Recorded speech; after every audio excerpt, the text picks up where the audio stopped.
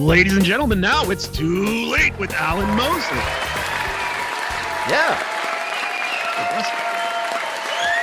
I'm alive. How about that? Yeah.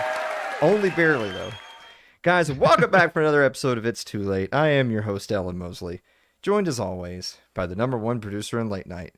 It's Dave Willimowski. Dave! Dave, how are you doing, buddy? Haven't seen you in a while.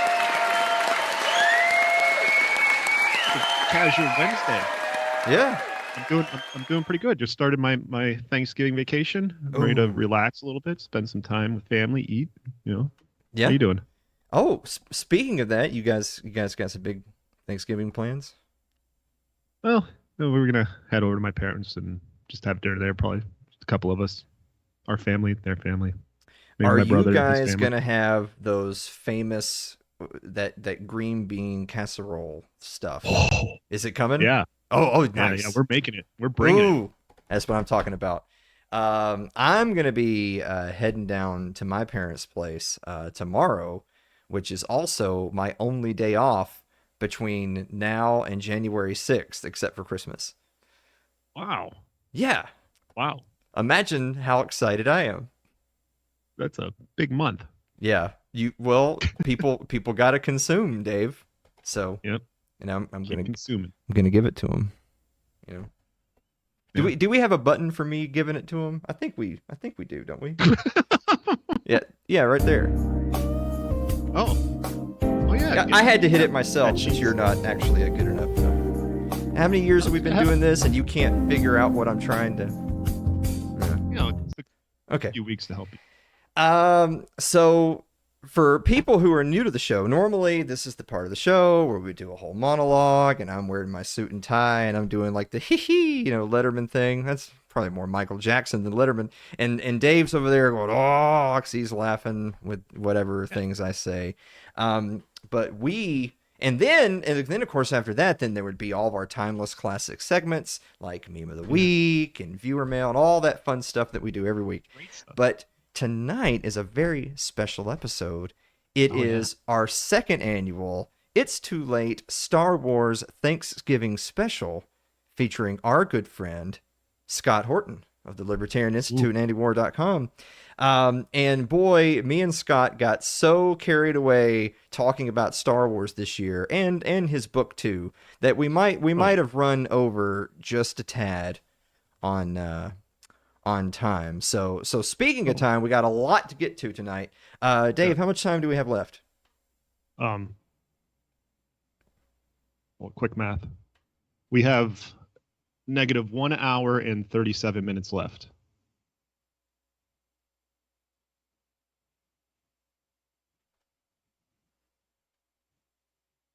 Guys, we'll be right back with Scott Horton right after this commercial break. Take it away.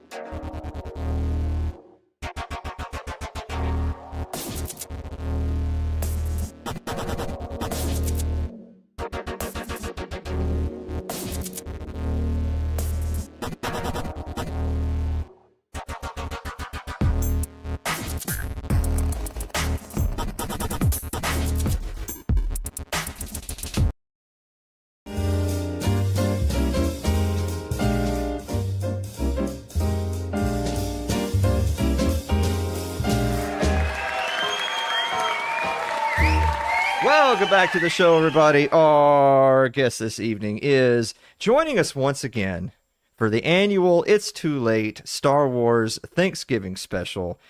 Same as last year. It's, of course, not only is he one of our good friends, but he's also the founder and director of the Libertarian Institute, editorial director of antiwar.com, host of Anti-War Radio on Pacifica 90.7 FM, KPFK. In Los Angeles. Also, his show, The Scott Horton Show, where he has done over 6,000. That's right, over 6,000 interviews just since 2003. So, I mean, imagine the tens of thousands from 2002 and back. Scott Horton, welcome back to the show. Thank you very much, man. Happy to be here. Well, before we get to the Star Wars, sorry to disappoint everybody. You've been gaslit. We're not doing Star Wars quite just yet because what kind of an asshole would I be to invite our friend Scott on the show after he spent literally years toiling on this right here, his latest book, Provoked: How Washington Started the New Cold War with Russia and the Catastrophe in Ukraine. I seem to remember, Scott, you and I sitting here literally a year ago, right now, talking about Star Wars, and you had made mention that you were working on the book, and it's kind of that little gray area of you want to include everything that needs to be included. You don't want to cut anything out. You want to get it done as fast as you can because it's a very important issue in the news right now. But don't you worry about a thing, Scott, because by God, they've kept that war going for a whole nother year. So here we are. It's fresh news. Thank What do you goodness. think? Yeah, isn't that great? That was very thoughtful of Joe Biden to keep the war going. I think it was about a year ago or maybe a little bit less. They had an article in Politico where they just said, I mean, it's the Democrats. They don't care. They just said, like, look, it's very important to the president. They keep the war going through the election. He's got to get reelected. And if Ukraine loses the war before then, that could really hurt his chances of reelection. So it's very important that we keep pouring the weapons in and keep Ukraine in the fight at least through November. Having nothing to do with the good of the people of Luhansk, right? This is all just about Joe Biden, who ended up having to drop out anyway. But that's the way they think, man. Yeah, exactly, and it's really both sides too, because I know that during the election cycle, it was absolutely that. It's that typical political BS of there's a war on, and this is to save democracy around the world. So let's not change course yet. Let's keep Biden in office. And yet you've had also since that time, boy, you want to talk about the mask dropping, right? You have these people, and I use the term people really loosely, by the way. You have these people like Lindsey Graham going on national television, and they don't even pretend to say anything about liberty and security anymore. Like that, like right wingers are done even pretending that those words are in their vocabulary. Now they just go on TV and say, yeah, the military industrial complex has to get paid and Ukraine's got a lot of minerals. So look, they just got to keep dying. I mean, that's almost verbatim what the man said on national television. They don't even pretend. They don't even pretend. It's amazing. I mean, the thing is, I don't think the war is really about the minerals. I mean, obviously there are a lot of very connected groups that are going to make a hell of a lot of money off of it. And as I show in the book, from for a decade now, agribusiness and big mining companies and energy firms have been looking, of course, especially at the Donbass, which is the far eastern Ukraine and is very rich in resources. So that is part of it, but that's not what it's all about. It's much more about doctrine. The same thing with all the pipeline wars. It's about military strategy much more than it's about profits for any particular connected company. It's really the DOD's world empire, not Houston's. And it's the same kind of thing here. This is the same kind of thing that they push in Afghanistan. David Petraeus back 12 years ago. So this is why we have to stay in Afghanistan. There's $1 trillion worth of minerals under there. There's lithium and all of this stuff. I was like, yeah, but how are you going to get it out of there? There's no security in Afghanistan. So you're going to build highways that you can't protect? You're going to build railroads? You're going to dump, what private firms are you going to convince to dump billions of dollars into Afghanistan? Maybe Chinese firms, because they got much less distance to travel. They could make a railway through that one little corridor up there, what's called I forgot how you say it. Starts with a W. That little peninsula-shaped little thingy sticking off in northeast Afghanistan and borders on China. That's at least like somewhat possible. What the hell are the North Americans going to do with it? Now, in Ukraine, if America won the war and Ukraine was able to retake all of that territory, then I guess America would be able to cash in on that. But you see how that's nothing but that's Lindsey Graham waving a red cape at you. They already lost the Donbass, and they're not going to retake it. Russia controls that now. They have annexed it, and their soldiers are standing there with rifles. It's theirs again. And there's no amount of pouring weapons into Ukraine that's going to change that. It would take putting the U.S. Marine Corps and Navy to work to reverse that. And that would mean general war between NATO and Russia is not going to happen. So that's it. He's just blowing smoke. He's trying to bribe you with riches that he already lost. Well, speaking of that, because I know that there's been news headlines just here in the last 24, 48 hours that are triggering a lot of people who remember the original Cold War, where you're seeing these reports of Britain and France considering troop deployments if America withdraws their support of Ukraine, and all of this and all this BS. But I think at the end of the day, kind of expanding on something that you already brought up, is that the war has not dramatically shifted in the last 24 hours. I think that people who really paid any attention and knew anything knew that Russia was going to win the war, and when the war was over, it wasn't a matter of what seat at the table does Ukraine have. They don't get to have a seat at the table. They lost. It's going to be a matter of where does Putin want to draw the borders. That's not you and I being Putin apologists, by the way. That's just understanding geopolitical fact. Am I wrong? No, you're not wrong. I mean, this is people I guess they just can't imagine that this is how the Americans do business. But look, ask the Hmong tribesmen. The CIA hired them to fight the communists in Vietnam, but when it was time to leave, bye guys, good luck to you.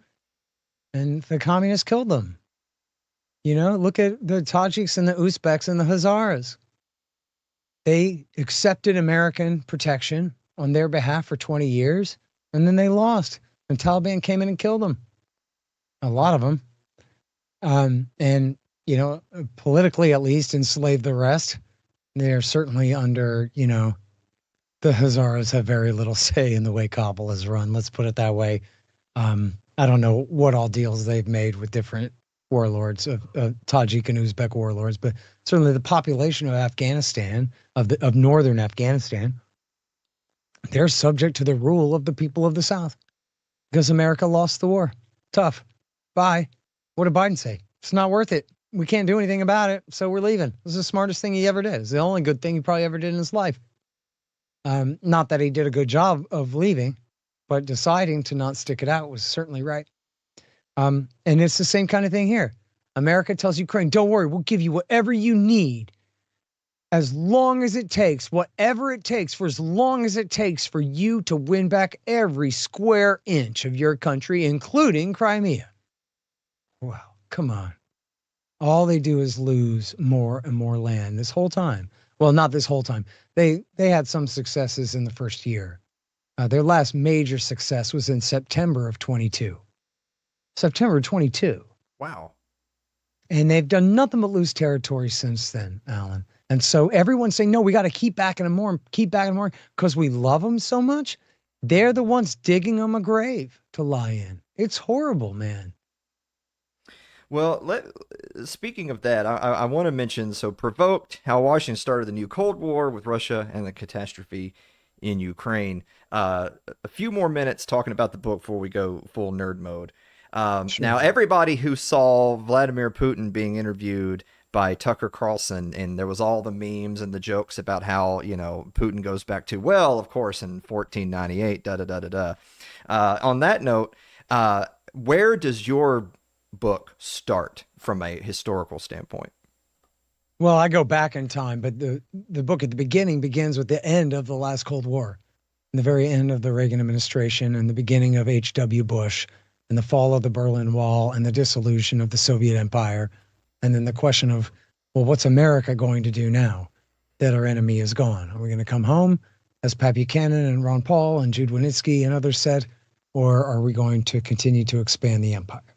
And they continued instead to expand the empire to maintain their political and military dominance in the Middle East, East Asia, as well as Europe, and to expand their presence everywhere, to take advantage of the fall of the Soviet Union exactly as they promised they would not do.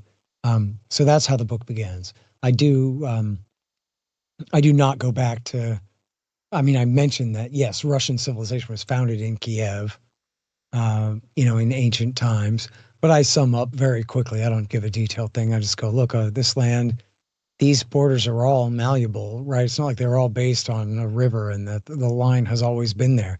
The lines have changed all along.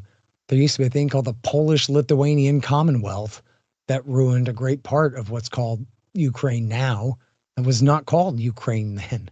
The Donbass was called Novorossiya and was ruled by Moscow and dominated by ethnic Russians since the 1780s. The far west of the country, people who are considered to be what they call ethnic Ukrainians now used to be called Ruthenians, and were from the eastern part of the Austro-Hungarian Empire, and were later under the rule of Poland after Woodrow Wilson sold them out at the end of the First World War. So, all that stuff gets brought up basically just to say, so you see what a mess this is, where everybody just has all these different competing claims to sovereignty, and especially intolerance and domination over the other factions. So when the communists ruled, boy, the people of the West sure had to suck it up. And then when they fall, then the people of the West are determined to force their way onto the rest of the country in the East. And this kind of deal. So it's the kind of situation, after the Orange Revolution of 2004, Jesse Raimondo said they should call an international conference and figure it out and split Ukraine now. It's, all countries are fake. As libertarians, we understand that all countries are fake. But some of them are like sort of kind of not fake, like France, right? Like there are the Franks or the whatever, like there's kind of a peoples there or whatever. Their borders more or less contain them. There's some Germans and whatever. It's little, not perfect, but there's such a thing as that. The Czechs and the Slovaks broke up after the fall of the Soviet Union and the Warsaw Pact, and that was fine. There's no reason in the world that they couldn't have just come up with a peaceful resolution where the Donbass would have, and this was supposed to be the deal, with the Far Eastern places would have more autonomy so they could tolerate being ruled by Kiev, or let them go and be independent, or let them go back to Russia. And instead, the idea is these borders are absolutely carved in stone unless America wants to change them, in which case we can do whatever we want. But if a bunch of ethnic Russians have to sit there and get bombed by their capital city for 10 years, well, it would be 100% aggression on the part of the Russians to come in the name of protecting those people. Not 99, 100. And because, they can only see it their own way, never see it from the other side's point of view, never concede a thing. Like, Alan, if you and I had overthrown the government of Ukraine in 2014, and then it immediately led to the loss of Crimea, like we would not have given a press conference about it, but like you and me drinking at night would have had to have a talk about like, hey man, like, maybe we did push it a little too far and this blew up in our face and we have to recalibrate what we're doing and how we're approaching this. It wasn't as easy as we thought, something like that. But no, with these people, they never revisit it. They never concede it's their fault because of whatever, the economics of their office politics or whatever thing. They never say, okay, well, geez, I guess that kind of blew up in our face. Let's try something else now. They'll go, no, that guy's evil. I can't believe he reacted to the thing that we did. And they just go from there. In other words, like the policy truly seems to be based on the same lies they tell us as their stupid excuse on TV. Well, I know that especially since you announced the publication of the book, I know that you have had no shortage of retards on social media that have been tweeting at you with their 5-minute worldview from MSNBC or Fox News to combat your tome that you just wrote. But I do want to throw a few of kind of just the prevailing internet warrior concepts that you keep having to bat down and get your opinion on them. And I know that you mentioned the overthrow in 2014, but I'm going to go ahead and start there with the social media line number one. And this is, and you can kind of tell, by the way, I know that we just had an election, and I know that after an election, hope springs eternal for about 50% of the population, and the other 50% thinks they're fucked. But with that said, everyone's excited for yet another Trump administration. But you want to talk about as libertarians. As libertarians, look, if your taxes can come down a few percent, I'm more the better. I'm happy for you. But if there's one thing the right and left are absolutely in lockstep on, it's being god fucking awful on foreign policy. So we're going to start there, and you can tell that this is from more of the MAGA crowd than the left crowd, which is all of the problems with Russia, particularly as it pertains to Ukraine, are all Joe Biden's fault. Yeah, I can endorse that. I mean, look, no, it's Bush and Clinton and Bush and Obama and Biden's fault, and McCain and Hillary, and to a much lesser degree, Donald Trump. And I'm not a Trump guy, but I have to be fair to him. He did want to come to a new rapprochement with Russia and solve things. And it was not on Ron Paulian advice. It was based on Henry Kissinger's advice that we should be friends with Russia so that we can balance against China. After all, the China pivot was Hillary Clinton and Barack Obama's thing. So Donald Trump, like, honestly, was within not total consensus, because there wasn't total consensus in the American foreign policy establishment about this. There were certain factions, just like you saw with Afghanistan. There's certain factions who wanted to get the hell out of there so we can pivot to China, right? Mm-hmm. And he's saying, look, let's make peace with Russia so we can pivot to containment of China. That was essentially his policy. But there were enough people in the government who, first of all, they were totally against that. They wanted to keep the new Cold War with Russia going just as much as the one against China. And if that pushed the two together, well, they didn't think of that, I guess, or care. But also, just the way he talked. First of all, he said that they were stupid and ugly and wrong about everything. And they're just a bunch of babies. Like, he had to do that to win. He had to just completely trash the establishment. So he like hurt their little feelings, dude. He made them also like afraid, like truly afraid that he was going to be like a Ron Paul level agent of change and come in there and just abolish the empire. Can you believe he bad-mouthed NATO? Well, what did he say? He goes, you better pay up more money or maybe we'll just leave. Like, come on, he's a businessman, dude. He's just playing a little hardball. But what they heard was, oh man, he hates the Atlantic Alliance and he's going to sell us out to the Russians and all this thing. And they just took it so far. And then, of course, the Russiagate hoax, which the CIA, FBI counterintelligence division, and the Clinton campaign perpetrated upon the American people, had it that he was a traitor.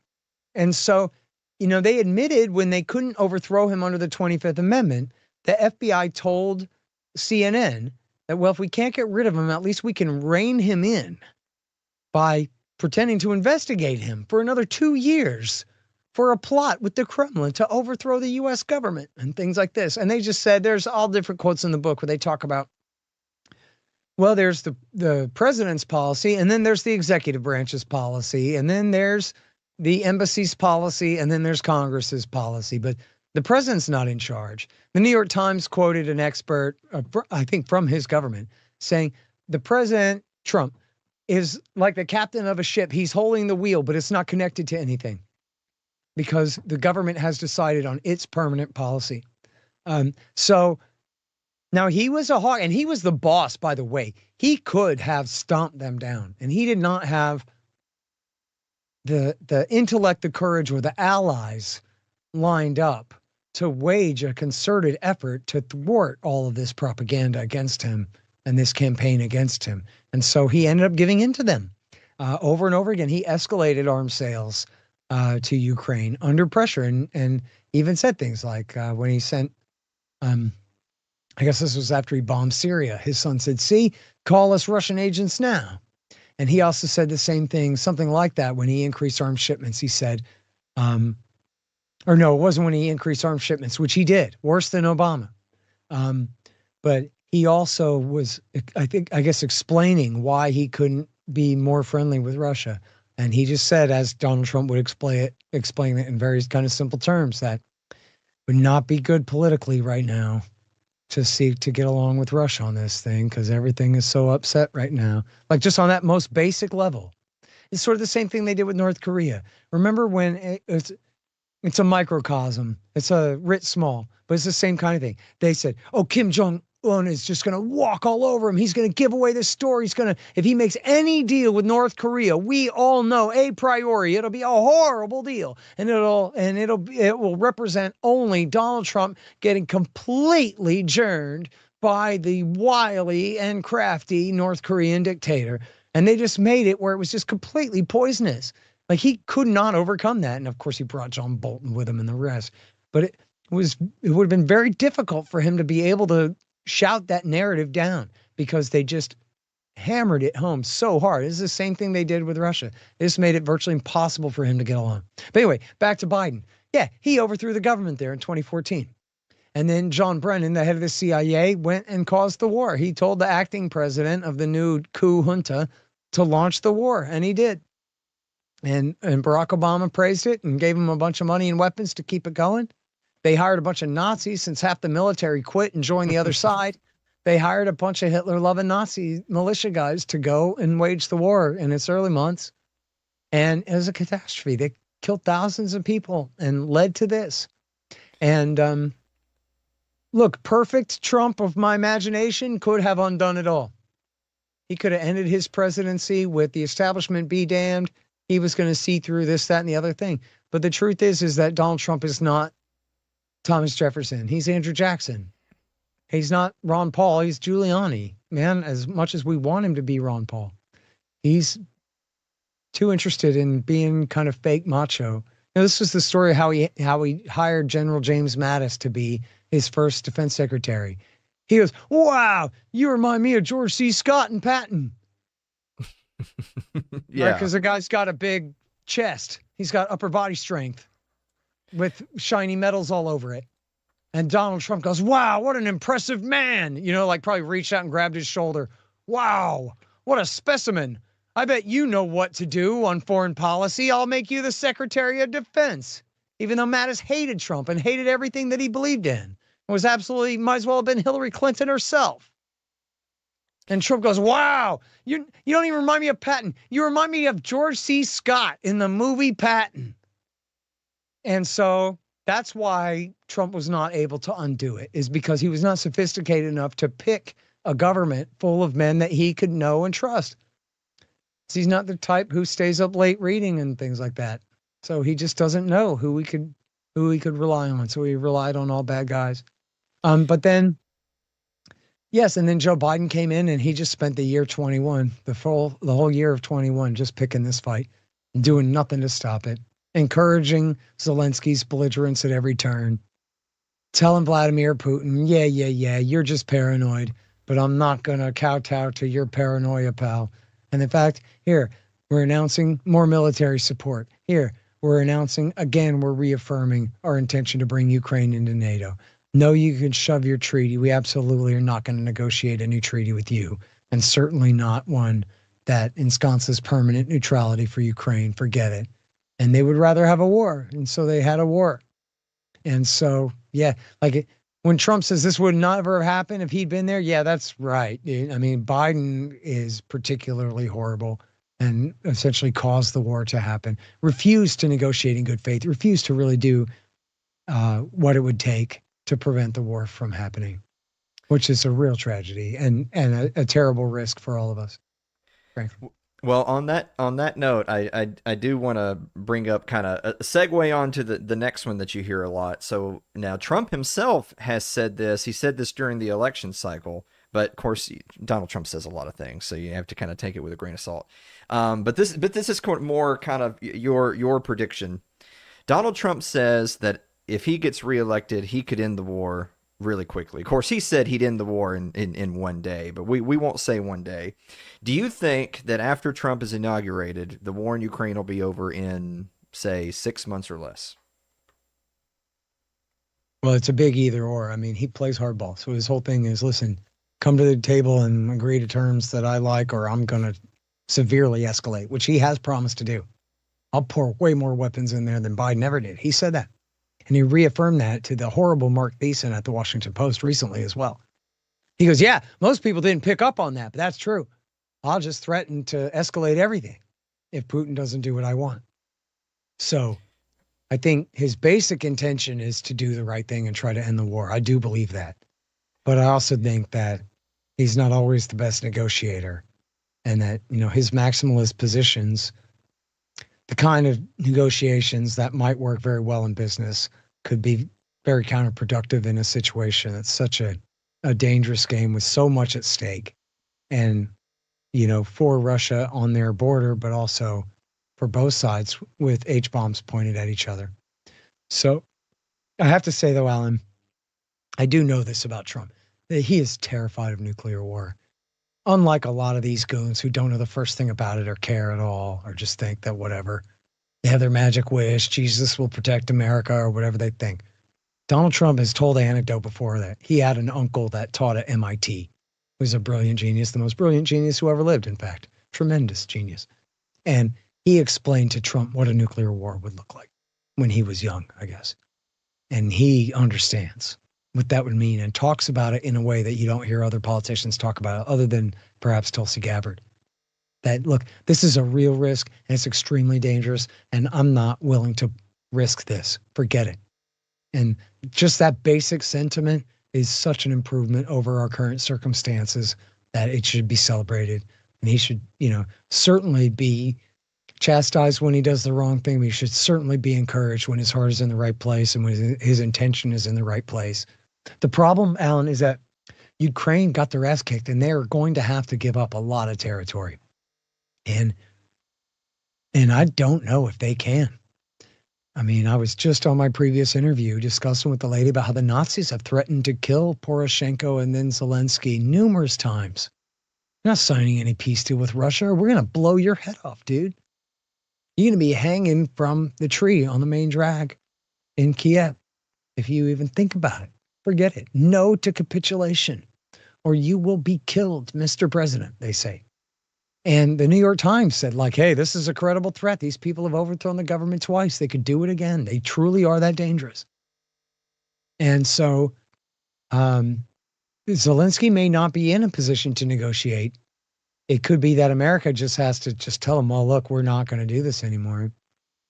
But it's not going to be easy. And it's going to look to the American media establishment and the Democrats. They're going to say it's the worst sellout in the whole world if Donald Trump is willing to accept Russian sovereignty over these 4 oblasts and possibly even more. I mean, they occupy part of Kharkiv province as well right now. It is the world's worst betrayal. Well, right? Just like the Hmong tribesmen, but it's not Trump's fault. It's Biden's fault. It's goddamn Lyndon Johnson's fault, not Nixon's fault. It's Johnson's fault for escalating the war. Nixon has to leave the Hmong tribesmen high and dry. Guess he could have brought them to California. But what are we going to do? And just stay and fight a war for the Hmong tribesmen forever just because the CIA made them some promises? No, we can't. Blame Johnson. Same thing here. It's on Joe Biden for doing this, not for Donald Trump for having to wrap it up. But what it's going to look like after that, it's not going to be pretty, and it's not going to be easy to get from here to there either, man. So I don't know. You asked me for chances. I'll give it, and 6 months? I'll give it 60-40, man. I'll give it maybe 70-30, that the war will be over by the summer of 25. And damn me if I'm wrong about that. Okay. Well, I did want to point out, by the way, while you were giving your answer, so there was this article in Politico, which of course is just a paragon of foreign policy goodness, that Politico. So this was by Michael Hirsch, who wrote an article. So this was just 2 days ago, where he said, the headline read, "Trump wants deals on Ukraine and Israel. Here's why he'll struggle." And then it was a 5-point little presentation on why Trump won't be able to end hostilities in Ukraine or Gaza. And the very first one he wrote was that the reason why Trump won't be able to negotiate peace in Ukraine, so I guess presumably this guy thinks that the war would carry on for at least another year. We'll put it that way. So he would have been a no to that question. He says it's because Russia is escalating the war too much.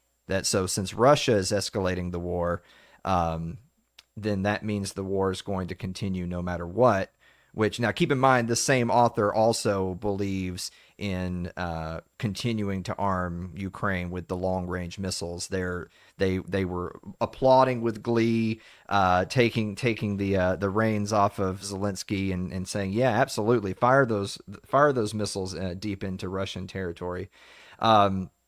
I'll before I turn it back over to you, I also want to say, just so that you know what kind of author you're going up with the guy that wrote this article for Politico. He also says that the reason why Trump won't be able to make any foreign policy deals is his newly appointed or newly nominated cabinet are going to shoot down all of his deals because, quote, Iran is so close to going nuclear.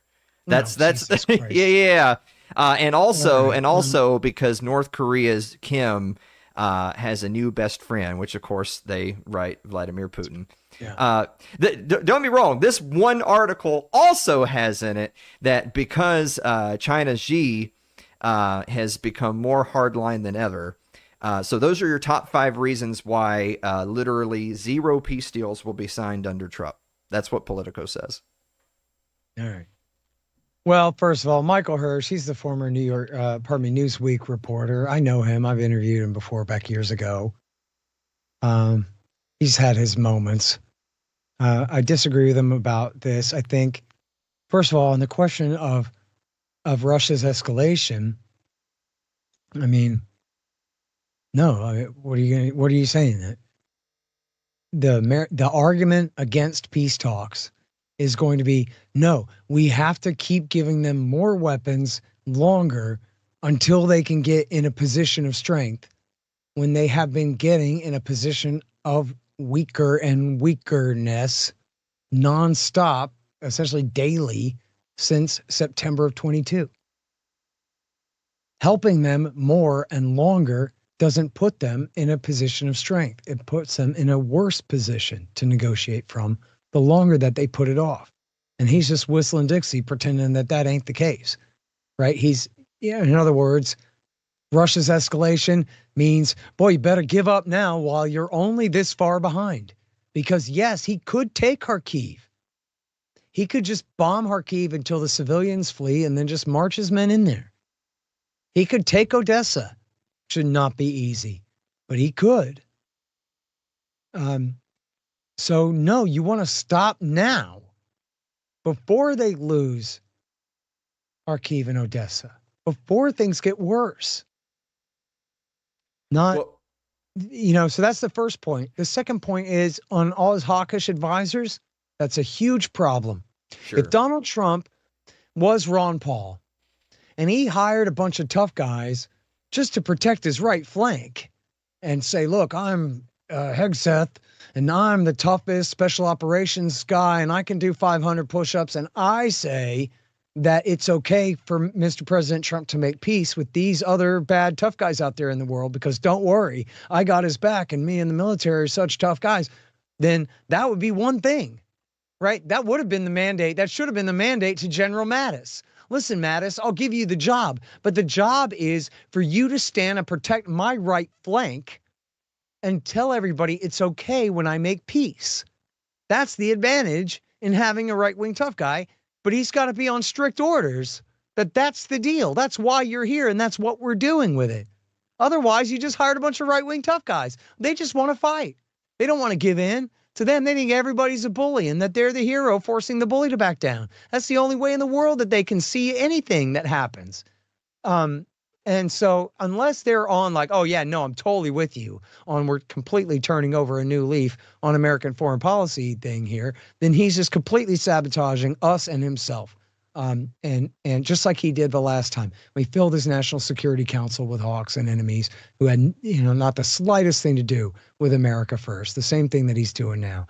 And then as far as China, we can negotiate with China. Donald Trump can negotiate with China. He's met with Chairman Xi plenty of times. And there are no reason in the world to think that America and China are just on this collision course. What is this, communism? Like history is inevitable. And we don't just have men making choices based on different ideas and principles and incentives. Instead, we're just determined to clash with China. It's crazy. There's no way. And Donald Trump has said, I can make a deal with Xi. I can make a deal with him. And so just starting with that attitude, Alan, is huge. You know, see, Yeah. Harris or Biden, they wouldn't dare talk like that because they would just seem weak. But Donald Trump is like, well, whatever. I'm just so tough that I can deal with him. Like, no one would believe Joe Biden if he said that. I'm so tough. I'm going to go make a deal with the Reds over there. People go, no, you're just bought and paid for. You're just a sellout. You're just a weakling. You're going to do what they want. And again, like they did to Trump on Korea. So I don't know. But then again, when they did that to Trump on Korea, it was during Russiagate days. It was when the momentum was with the media against him. But their political capital is spent, and he has it all. So it's a different dynamic now. And quite frankly, he said, somebody asked him, and he said, yeah, we can make a deal with Iran. Why not? As long as they don't get nukes. That's another thing you brought up. As long as they don't get nukes. Well, nobody tell them, but that was the deal that they've already signed up for in 1968. It's called the Non-Proliferation Treaty. And they also signed in 2015 the Extra Super Lucky Happy Wish JCPOA on top of that, which vastly restricted their nuclear program and expanded inspections and increased the amount of time it would take for them to make a bomb if they ever chose to break out and try to make one. And so, in other words, Donald Trump could just have that deal back. And frankly, especially being him, we talked about this in the Obama years, it could have never happened. But, and I guess we talked about this about Trump before too. He could just get on his own plane and fly it to Tehran. I'm here to meet the Ayatollah. Give me a runway. I'm landing. I want to talk to the Ayatollah. We're going to work this out. And then all he has to say is like, look, I'm bigger and taller and richer and tougher than the Ayatollah. I'm not afraid of no stinking Ayatollah. But nor do I think that we have to have a permanent Cold War with them after 50 years of this. Let's figure out something else. He could just say that. He could just do it. Of course, the Israelis won't let him. But as far as representing America's national interests, he could just do that. He could go to Moscow. He could go to Tehran, go to Beijing, come home and be Donald Trump the Great. Well, on that note, I'm going to hit you with one more, and then I swear to the audience who's tuned in for, we're going to do Star Wars after this. But this is another thing that you see and hear in the media or in social media all the time right now. As literally as I'm getting ready to say this, I see leading report says Biden has requested another $24 billion for Ukraine. Yeah, well, you know, Biden requests lots of things. But with that said, a lot of there's this narrative out there which is, well, the Biden administration wants to squeeze every dollar out they can, wants to escalate as much as they can, wants to perform this brinksmanship as far to the edge as possible in order to kind of purposely escalate things beyond where Donald Trump can handle. There's people who say, oh, well, the Biden administration wants World War III before Donald Trump can get in there. I don't believe that. I disagree with that. Yeah, I don't necessarily believe that, but I guess the real question would be is, I mean, I guess sort of just saying we don't believe it sort of already answers the question, but I guess more just kind of a rhetorical, just to say that there's, in the same way that you just said that Trump could get on his plane right now and go to Tehran, I think it's ridiculous for us to think that Vladimir Putin's not an idiot. He knows that America has these things called elections, and this guy's getting ready to leave, and this other administration's getting ready to come in. And there's no reason to think that these people aren't making inroads today. It's not like he has to wait till January 7th and then get on the red phone really quick and say, please don't nuke us, please don't nuke us. That's just not how this thing works, right? Yeah, look, I agree with that. I think the calculation inside the Biden administration must have been that Putin knows that they just lost the election, and on the basis of this war, their Ukraine policy repudiated, the new president promising to negotiate. And so they think that they can get in a few cheap shots with these longer range missiles, and that Putin will restrain himself and not do anything too crazy to escalate the war before Trump can get there, to put him in a situation where now the war has escalated so high that it's politically too difficult for him to negotiate. It's not in Putin's interest to do that. So Biden is betting that, well, I'm just going to get in a few slaps in his face and get in a few sucker punches. And while I think that he's basically going to be restrained and not do anything about it. which is, of course, terribly risky and dangerous. But I think is based on the bet that Putin is going to be restrained. Now, Putin immediately responded by launching a few brand new hypersonic missiles. And he has some other kinds of hypersonic missiles, but this is a whole new generation, whole new configuration. I don't know everything about him yet, but and so he got some pretty big strikes in.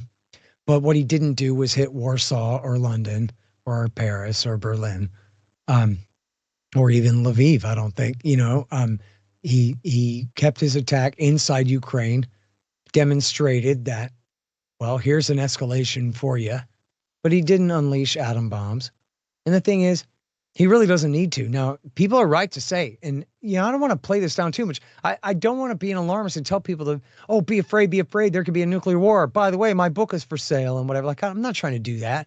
I tend to think that there's not. I think probably my more important role is to tell people don't panic. If you and your son are really afraid, like, no, you can tell them that there probably is not going to be a nuclear war, because even though they literally have crossed the letter of the line of the Russian doctrine, which they have recently loosened to say any threat to their territorial integrity at all, politically, it still just does not make sense for Putin even to use small nuclear weapons. He could.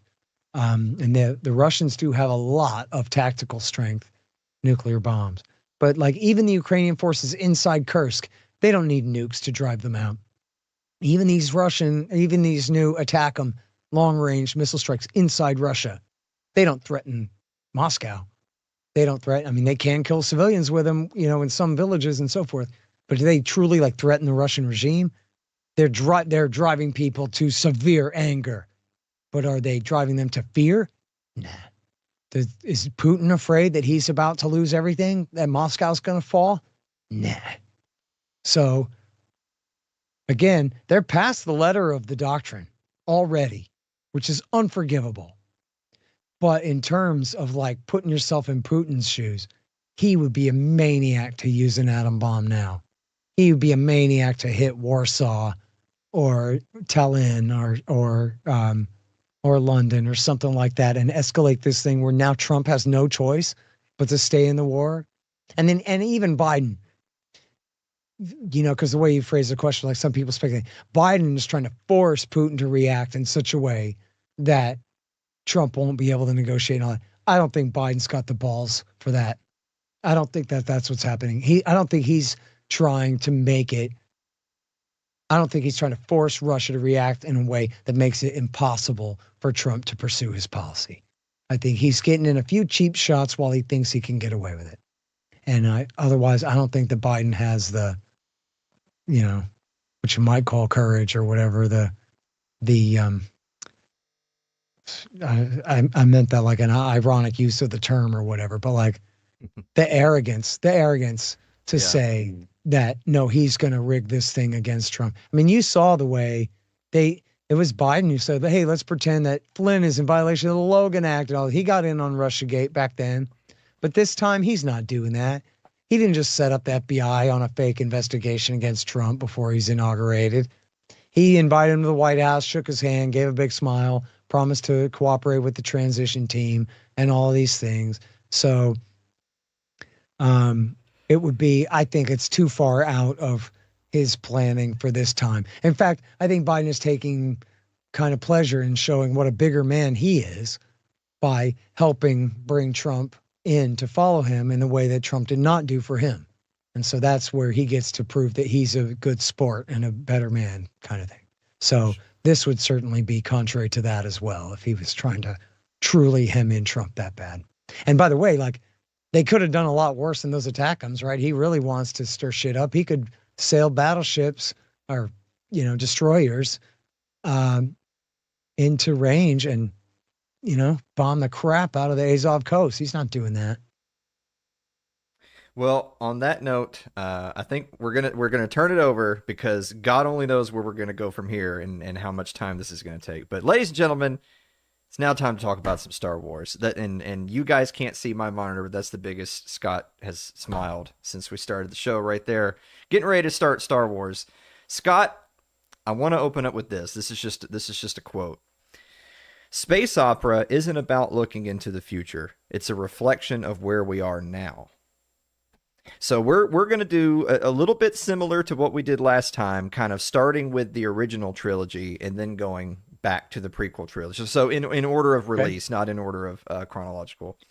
So the original trilogy, you're on the team. You're there with George Lucas. He's writing Star Wars. We're gonna make these films. We're gonna start with episodes 4, 5, and 6 because he's kind of a retard, but you're gonna do your best to work with him. And you say to this guy, well, what's the influence with this? Did you just drink all this up in a fever dream one night, or is this kind of allegory to real world politics? What are the real world political inspirations for Star Wars, starting with the events of episodes 4, 5, and 6? So you've got the rebellion, you've got the Death Star, the Galactic Empire, which already exists. These are the baby boomers, right? George Lucas is rebelling against his father. The World War II generation. These are their kids who grew up in the 40s and 50s and came of age in the 60s. And I'm not sure exactly what year Lucas was born, but he's right in there in the baby boom somewhere. And the World War II generation were also the Cold War generation that kicked off the Cold War and that had the world at threat of nuclear holocaust and had, created, and especially with Vietnam, created this radical new generation of Americans who moved left and rebelled against the old order in such severe ways, and especially over the corruption of the horrible war in Vietnam, and the dishonesty surrounding the war in Vietnam. And so the allegory was the fathers have gone bad and they must be redeemed by their sons. And the sons grow up and take their father's place and hopefully do better, learn the lessons and preserve freedom.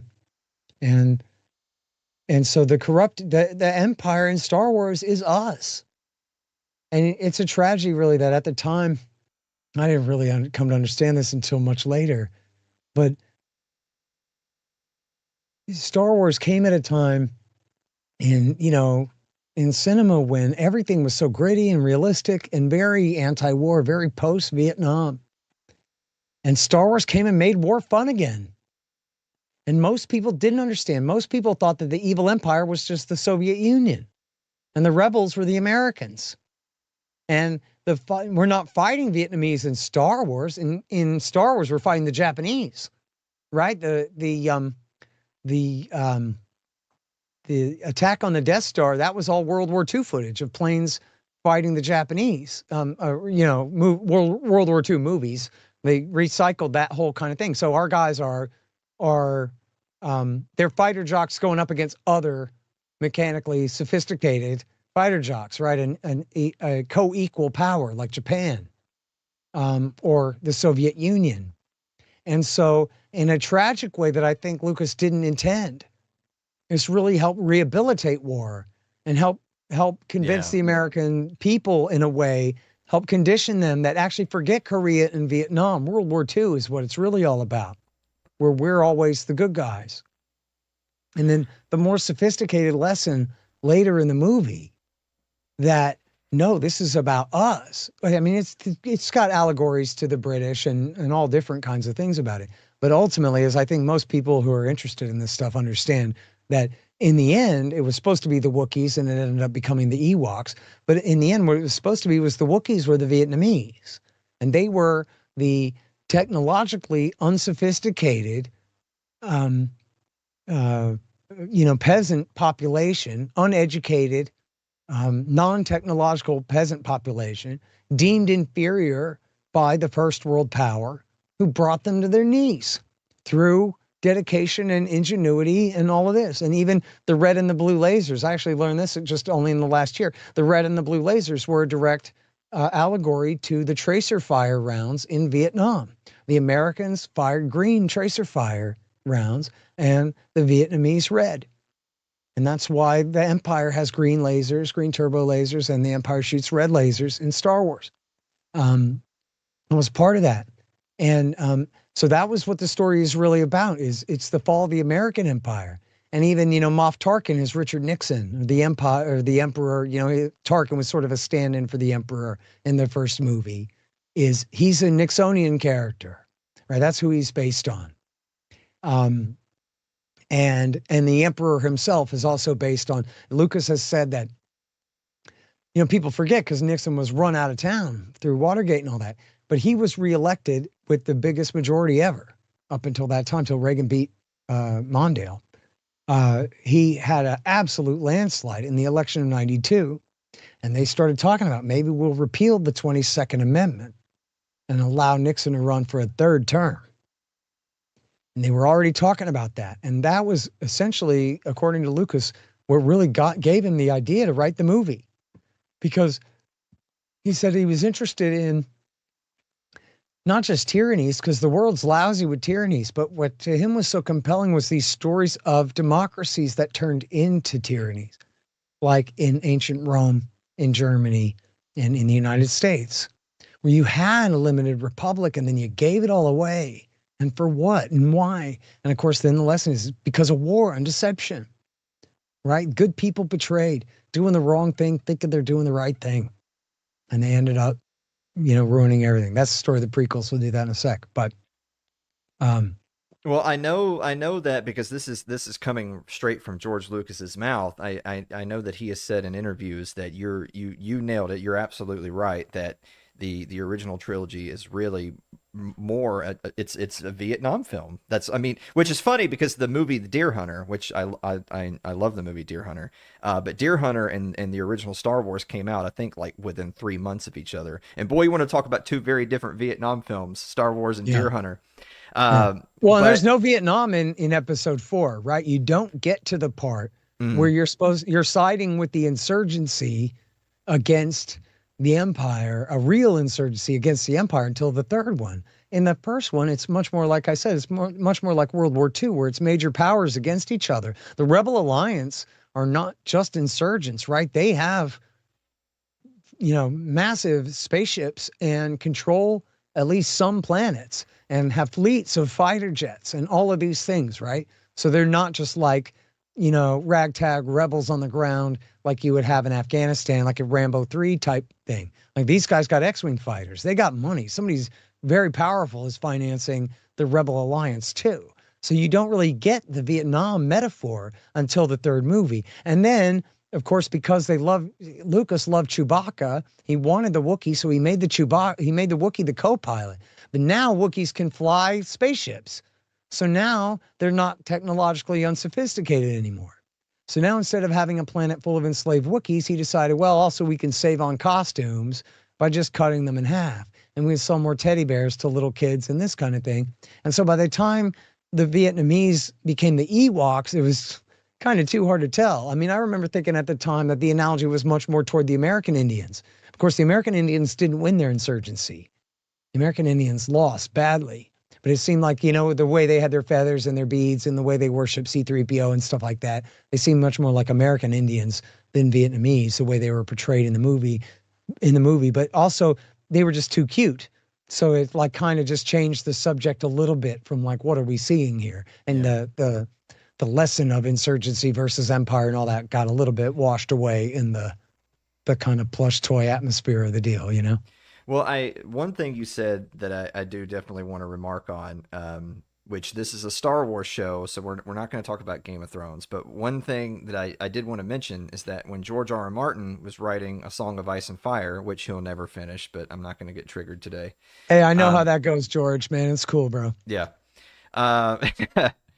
But the books were meant to be much more of an anti-war series of novels, and in something that he does in the books is he tends to only tell of wide scale violence and battles and war from an after the fact third person perspective. It's never you're right in the middle of this battle, this guy cut this guy's head off and it was awesome. He doesn't do that in the books, and the author explicitly said it's because I don't want to glorify war. That's the exact opposite intent of the books, and I can respect that quite a bit. And the reason that popped into my head was the comment you made that George Lucas, his own personal instinct was also that. Unfortunately, Star Wars blew up into what it was, and obviously putting things on film means it has to be fun and exciting, and the kids want to pretend to shoot pew lasers and swing swords. Mm-hmm. And so unfortunately it turns into something that, as you put it, kind of rehabilitates war rather than demonstrating that this is why we don't want this. And just to add, and just to put a cherry on top of that thought before I give it back to you, is the fact that he absolutely said that this is, I'm telling a Vietnam story. But he also said that he got inspirations from, so America inspires the original trilogy in two ways. In some sense, he thought about the founding generation and rebelling against the British Empire when he thought of the rebels. And yet he also thought about Valley Forge, right? Yeah. And especially in Empire, all of the Imperial officers are British, and the Americans, the rebels are all Americans. And then, of course, obviously, he also thought of the American Empire when he thought about the Galactic Empire in the original trilogy.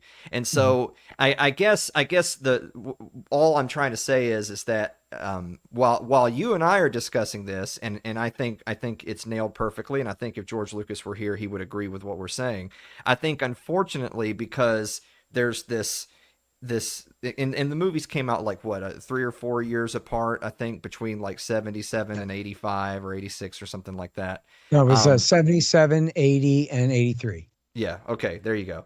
And so I think what kind of gets lost in translation is he is spelling it out from the rebels are the good guys and they are the Americans to actually the Galactic Empire are the bad guys and they're the Americans. And that happens over the course of those 3 films. But unfortunately, audiences by and large will only ever they will only ever look at the good guys and see themselves. So American audiences are only ever going to see Americans as the good guys, and they don't get the transition. Yep. Yeah, I think that's right. And look, I mean, after all, the story is also and primarily is the story of a boy who grows up and becomes a man. And what does he do? He goes off to war. Sure. Becomes a hero, winning a big battle. And, which is a great boy becomes a man story if you're like detached from modern politics. If Lucas, I think, knew that he would really be bolstering kind of a warrior spirit in the country in a way that would like counteract what all of his friends were doing. Literally his buddies, Coppola and Scorsese and whoever, who are trying to do this sort of like gritty, realistic and kind of post-Vietnam and like in the spirit of, boy, we shouldn't have done that kind of feeling, even if they're not directly addressing it. If he had known that he was going to blow all that up and create like this spirit of Reaganism, I'm sure he would have been very upset. I'm sure that was not the plan, was like make war great again. Supposed to be a cautionary tale, but you got to wait till the 3rd act. And unfortunately, and look, I'm sure he would have been wholly within the World War II consensus that was a good war. And it was actually, if you want to take the analogy of the Americans fighting the Japanese in the Pacific, well, F them. You know what they did to my great uncle at Bataan? Like, I don't play that. Screw them Japanese. Everybody feels that way. And so depicting the war at making episode 4 a World War II movie where, Mark Hamill is a young John Wayne going over there and fighting kind of thing. That was also clearly part of it.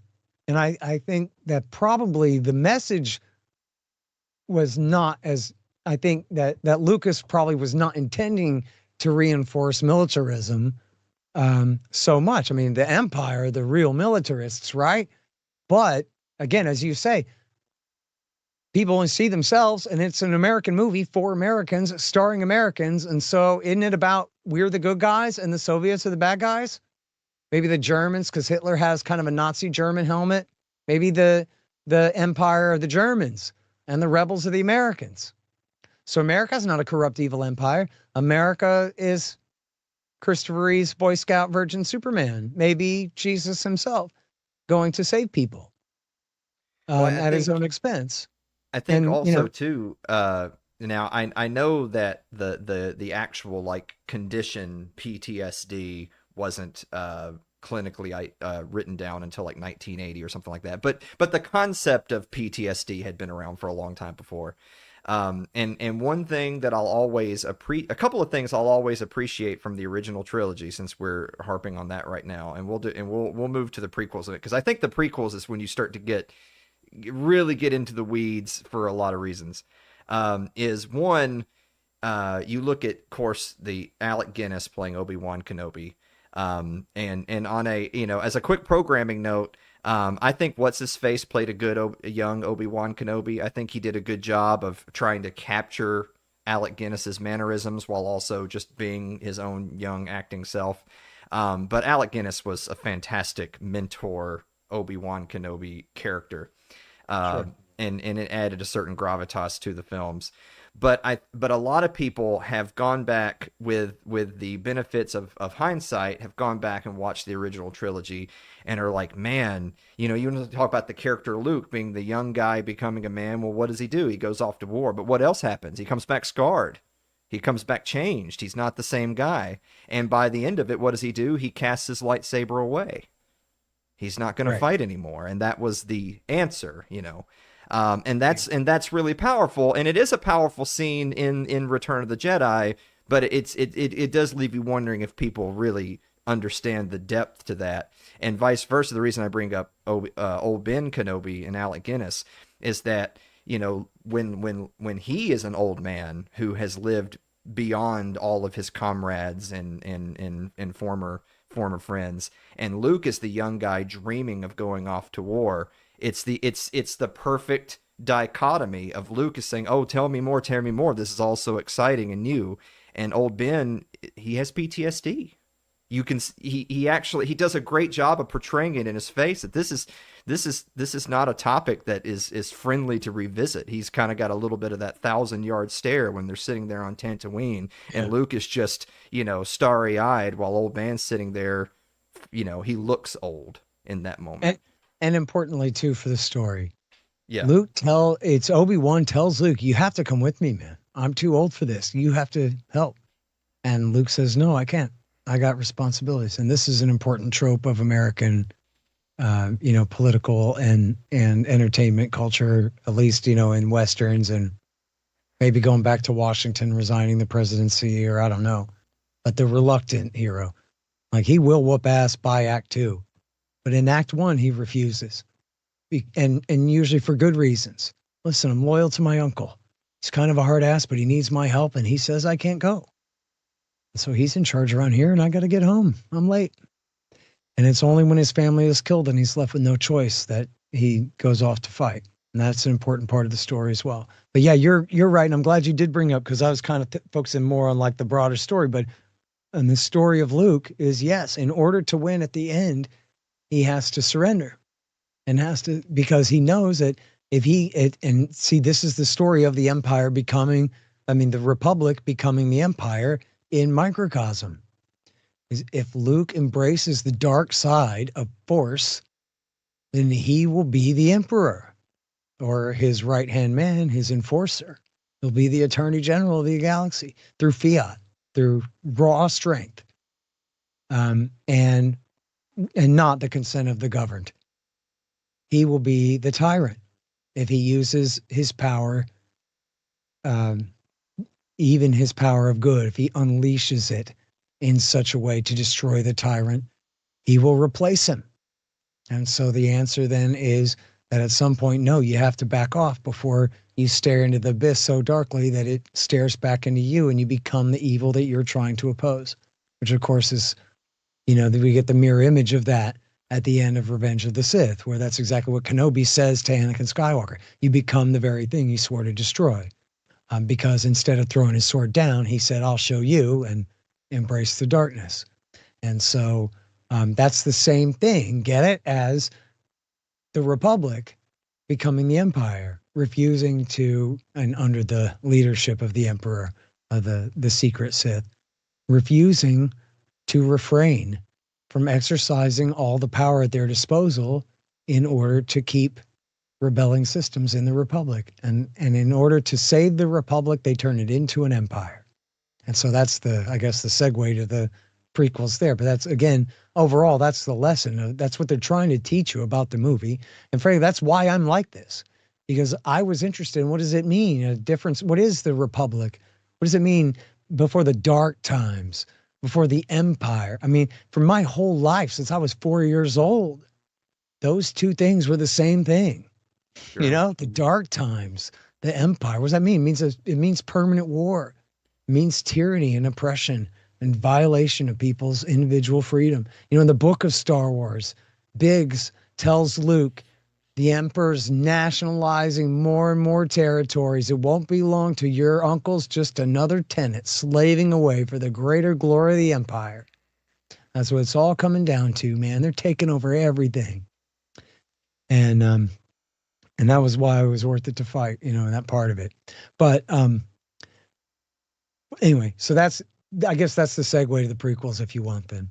Yeah, we'll take this opportunity to jump to the prequels. I do want to say really quick before we go there, and this is more of a personal pet peeve of mine. I saw, I forget what program it was now. It was a sci-fi kind of a talk show podcast thing, and they were basically saying that Return of the Jedi is the worst Star Wars movie ever. Which my answer to that was that, well. Yeah. Out of like 9 of them? Yeah, they believed Return of the Jedi was the worst Star Wars movie out of. They definitely thought it was the worst of episodes 1 through 6, but they even considered it worse than Disney, which I don't even consider 7, 8, 9 to be ridiculous Star Wars movies. Yes, it is ridiculous. But my answer to that was that scientifically, factually incorrect. Yes, they're retarded. But one of my favorite scenes in all of Star Wars happens to be in their least favorite Star Wars movie, Return of the Jedi, which is, of course, at the very end, Luke is with Vader. He's trying to escape the ship. Vader obviously has been mortally wounded. The Emperor's dead. And they can't go on. And, you know, Vader says to take his helmet off. You know, oh, well, but you'll die. It's too late for that. He takes his helmet off. And they specifically were trashing this scene, which is my favorite scene in all of Star Wars. They were trashing this particular scene because they were basically their gripe was that, well, we all know Darth Vader is James Earl Jones, and then they show this pasty old white guy. Wait, why are you quoting these horrible, stupid, wrong people with their absolute horrible arguments? I know, but it just gives me the opportunity. James Earl Jones? Thought it was James Earl Jones under there. If anything, it was David Prowse under there. You stupid idiots! Jesus Christ! I'm sorry. Go ahead. No, it's fine. So, it gives me the opportunity to mention that this is my favorite scene. You're more than welcome to give some of your Star Wars greatest hits too, but this is my favorite scene in all of Star Wars because when he takes the helmet off, it's not powerful just because he's dying and that Luke had saved him and all that stuff. I don't even care about the dialogue. What's important about it is that, you know, as a young person watching Star Wars, for, you know, say you're watching Star Wars for the first time with your dad or with your older brothers or whoever, and you're running through the original trilogy. So the big bad, look, the Emperor is the big bad, but Darth Vader's the big bad. You know what I'm saying? Darth Vader's the big bad. Darth Vader has killed millions of people, right? I mean, he's the strong-arm dictator of all strong-arm dictators. That's right. So you find out that for all of his toil and all of those systems that they were trying to keep slip through their fingers, but these people have been in power. They've been in power for decades, so you'd expect it just to be nothing but grandeur and treasure. And what does Darth Vader have to show for his years of tyranny? Nothing. He's just an old man. Yeah. That beaten old. I remember this always stuck in my head. Bill Moyers from LBJ's old press secretary that had a show on PBS all those years, said he's a bureaucrat. Luke takes his helmet off and he's nothing but a bureaucrat. He's this hollow shell of a human man, a government employee. No more important really than just a stormtrooper, than just nobody. He's nobody. And I really like that too. I always like that part. I don't know if that's my very favorite scene out of the thing, but I always thought that was such an important thing to be revealed about Darth Vader. because, I'm older than you, man. I saw Empire when I was 4 or 3, almost 4. And then I was the absolute like worst Star Wars maniac kid out of all of them by far. Like beyond obsession with it, so that when, and then when you're that young of a little kid, 2-3 years is an entire lifetime. So, Jedi came out when I was 7 in 2nd grade. I can't imagine the hype train waiting for Return of the Jedi. You can't. No, you can't. And the whole time it was going to be Revenge of the Jedi, and all they would show you is the one clip of Vader walking down the shuttle ramp, nothing else. And like, oh God. Anyway, I got tangents. I remember those years so well. And my 2nd grade friends, I remember every single one of them, and probably all of our Star Wars discussions too, if I sat and thought about it. It was everything to us. And then and also HBO, we had a VCR and we had HBO, so we had taped Star Wars off of HBO, and we watched Star Wars every single day. Every single day we just watched Star Wars, and then sometimes Empire, but usually just Star Wars. It's over and over and over and over, like for years. So we were terrified of Darth Vader. Like, we couldn't imagine what was under that helmet. And they show the back of his head in Empire, and it's like, whoa, what is going on with that? You see he's all like burnt and scarred and whatever, but you don't really know how fearsome he is, right? Then when they take off the mask, it wasn't a letdown. It was like, this revelation that he's actually not really fearsome looking. It's just that costume. And yeah, he had this black magic and all of this, and a sword and upper body strength. But like ultimately, he's just some guy. And I was actually talking about this with Dave Smith earlier, like a few weeks ago. And I can't remember the exact context that this came up anymore. But I was saying to him, in I guess another context that would have had nothing to do with this, that you ever see a king on TV or in the newspaper, and like it's a king you've never seen before, and they go, King, what's his face, from Norway or from UAE or whatever, the Sultan of Brunei or whatever. And you're like, somehow it's in your head just from storybooks from when you were a kid or something, that he's going to be impressive looking, right? Sure. He's going to be handsome and fit and tall at least, right? But then he's not. He's just some dumpy loser. And you look at him and you go, oh, that's what a king looks like? He looks like my next door neighbor, right? He looks like no offense, my next door neighbor's a nice guy, but he looks like just another guy. Divine right of what? He's actually nobody after all. Nobody special really at all. And if he ain't so special, then why's he got authority over you? And so then that was the answer. This is what I was going to say about the Republic and the Empire was, and I bet I said this on your show before, but I remember being, I'm sure, 4 years old and asking my mom, what is a Senate? And she said to me, it was something, and I remember her explaining something about how like they would take the best guy from each neighborhood, and then they send those people are called representatives, and then they go and decide what the law is, and those are the rules. And like that's like the first time I learned about representative government. Mom, what's a Senate? And she told me that the way a smart lady would tell a smart 4-year-old boy about it. And then my next question was, so then what does it mean that the emperor has dissolved the Senate permanently?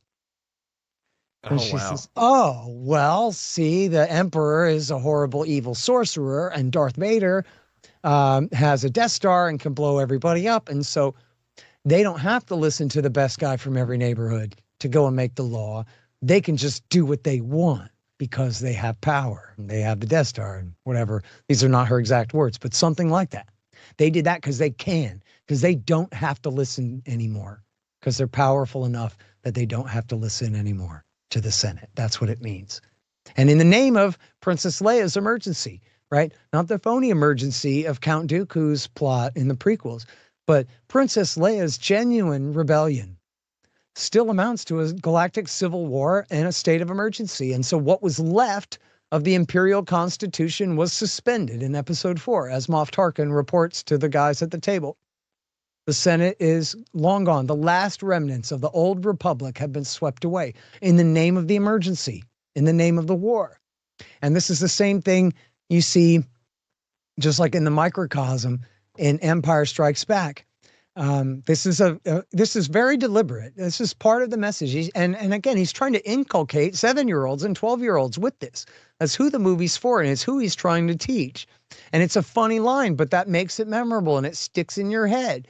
Han Solo's the captain, and he tells the lady, there's no time to discuss this in committee.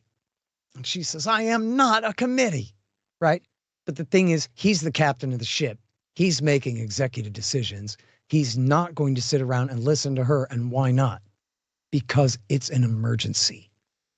So we're not going to discuss this, and we're not going to vote on it. We have to act now. We're inside a space slug, or Darth Vader's chasing us out of our ice cave, or whichever thing, right? Yeah. And so I forgot which scene that was. Sorry. Shame on me too, by the way.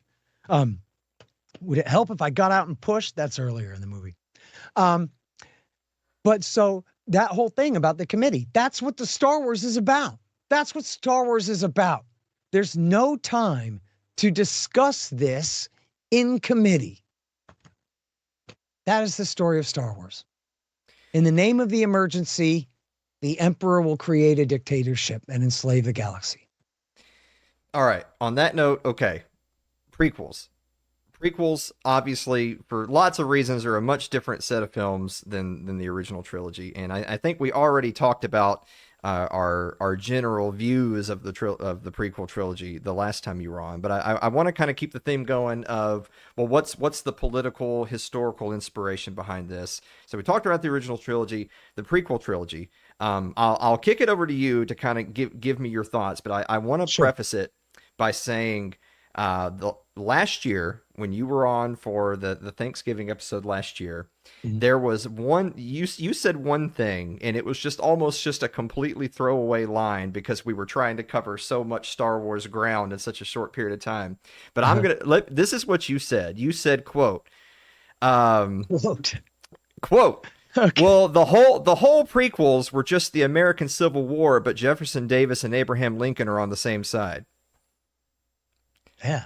And so secretly on the same side. Yeah. So secretly on the same side. So you said that, and then it was just on to, but then check out this cool spaceship. And I was like, whoa. You can't say a sentence like that and then just move on without ever referencing it again. All right. Okay. So let's explain. Okay. I'll explain.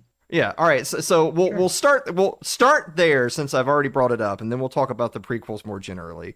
So the politics of the prequel trilogy. Well, that's what's skipping ahead to episode 2 now. If you okay. All right. In order. We'll come back then. So put a pin in that. Okay, we'll come back to that. But yes, that's crucial, of course, for episode 2.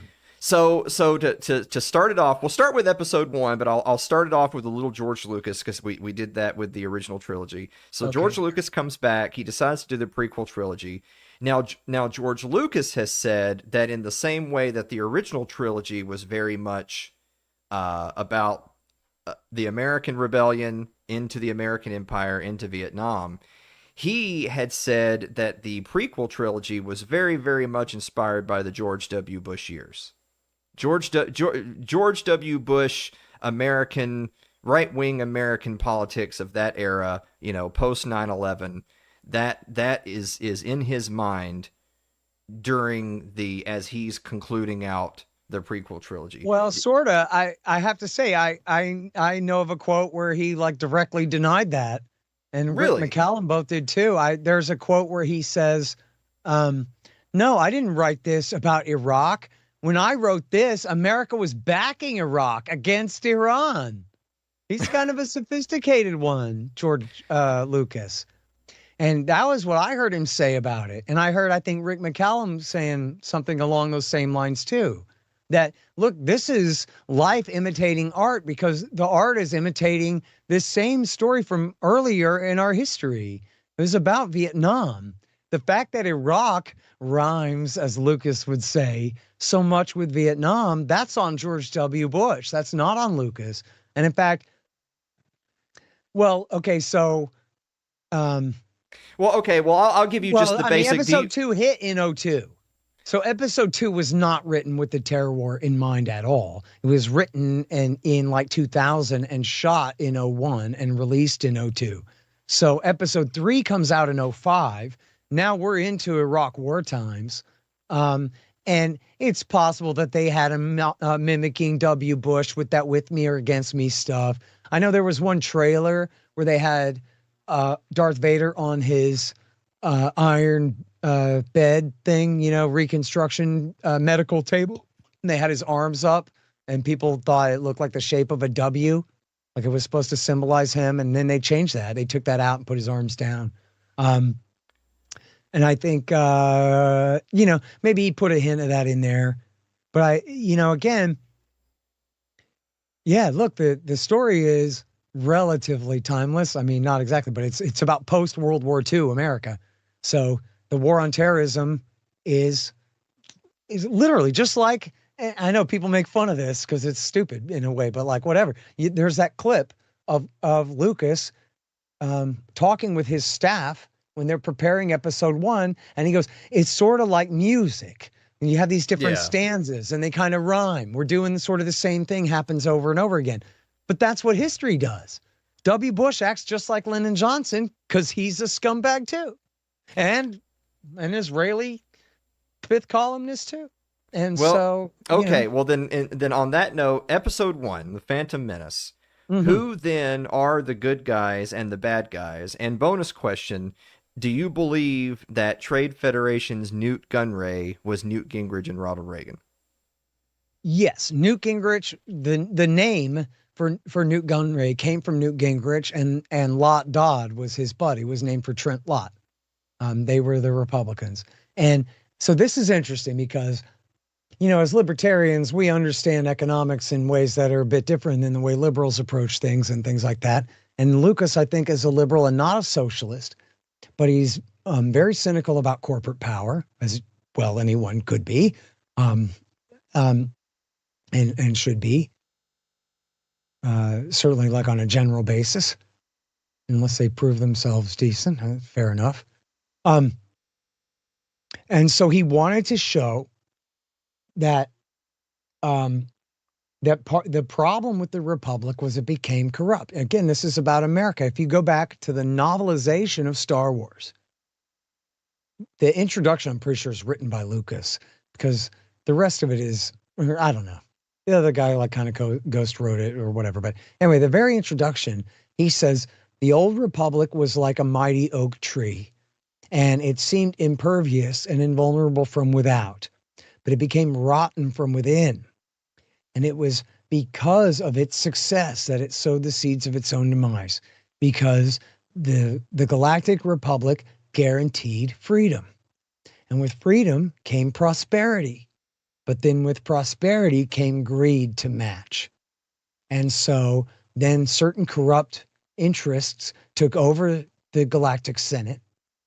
And because they were corrupt, they were able to be brought under the control of a senator named Palpatine, who then declared himself emperor and shut himself away.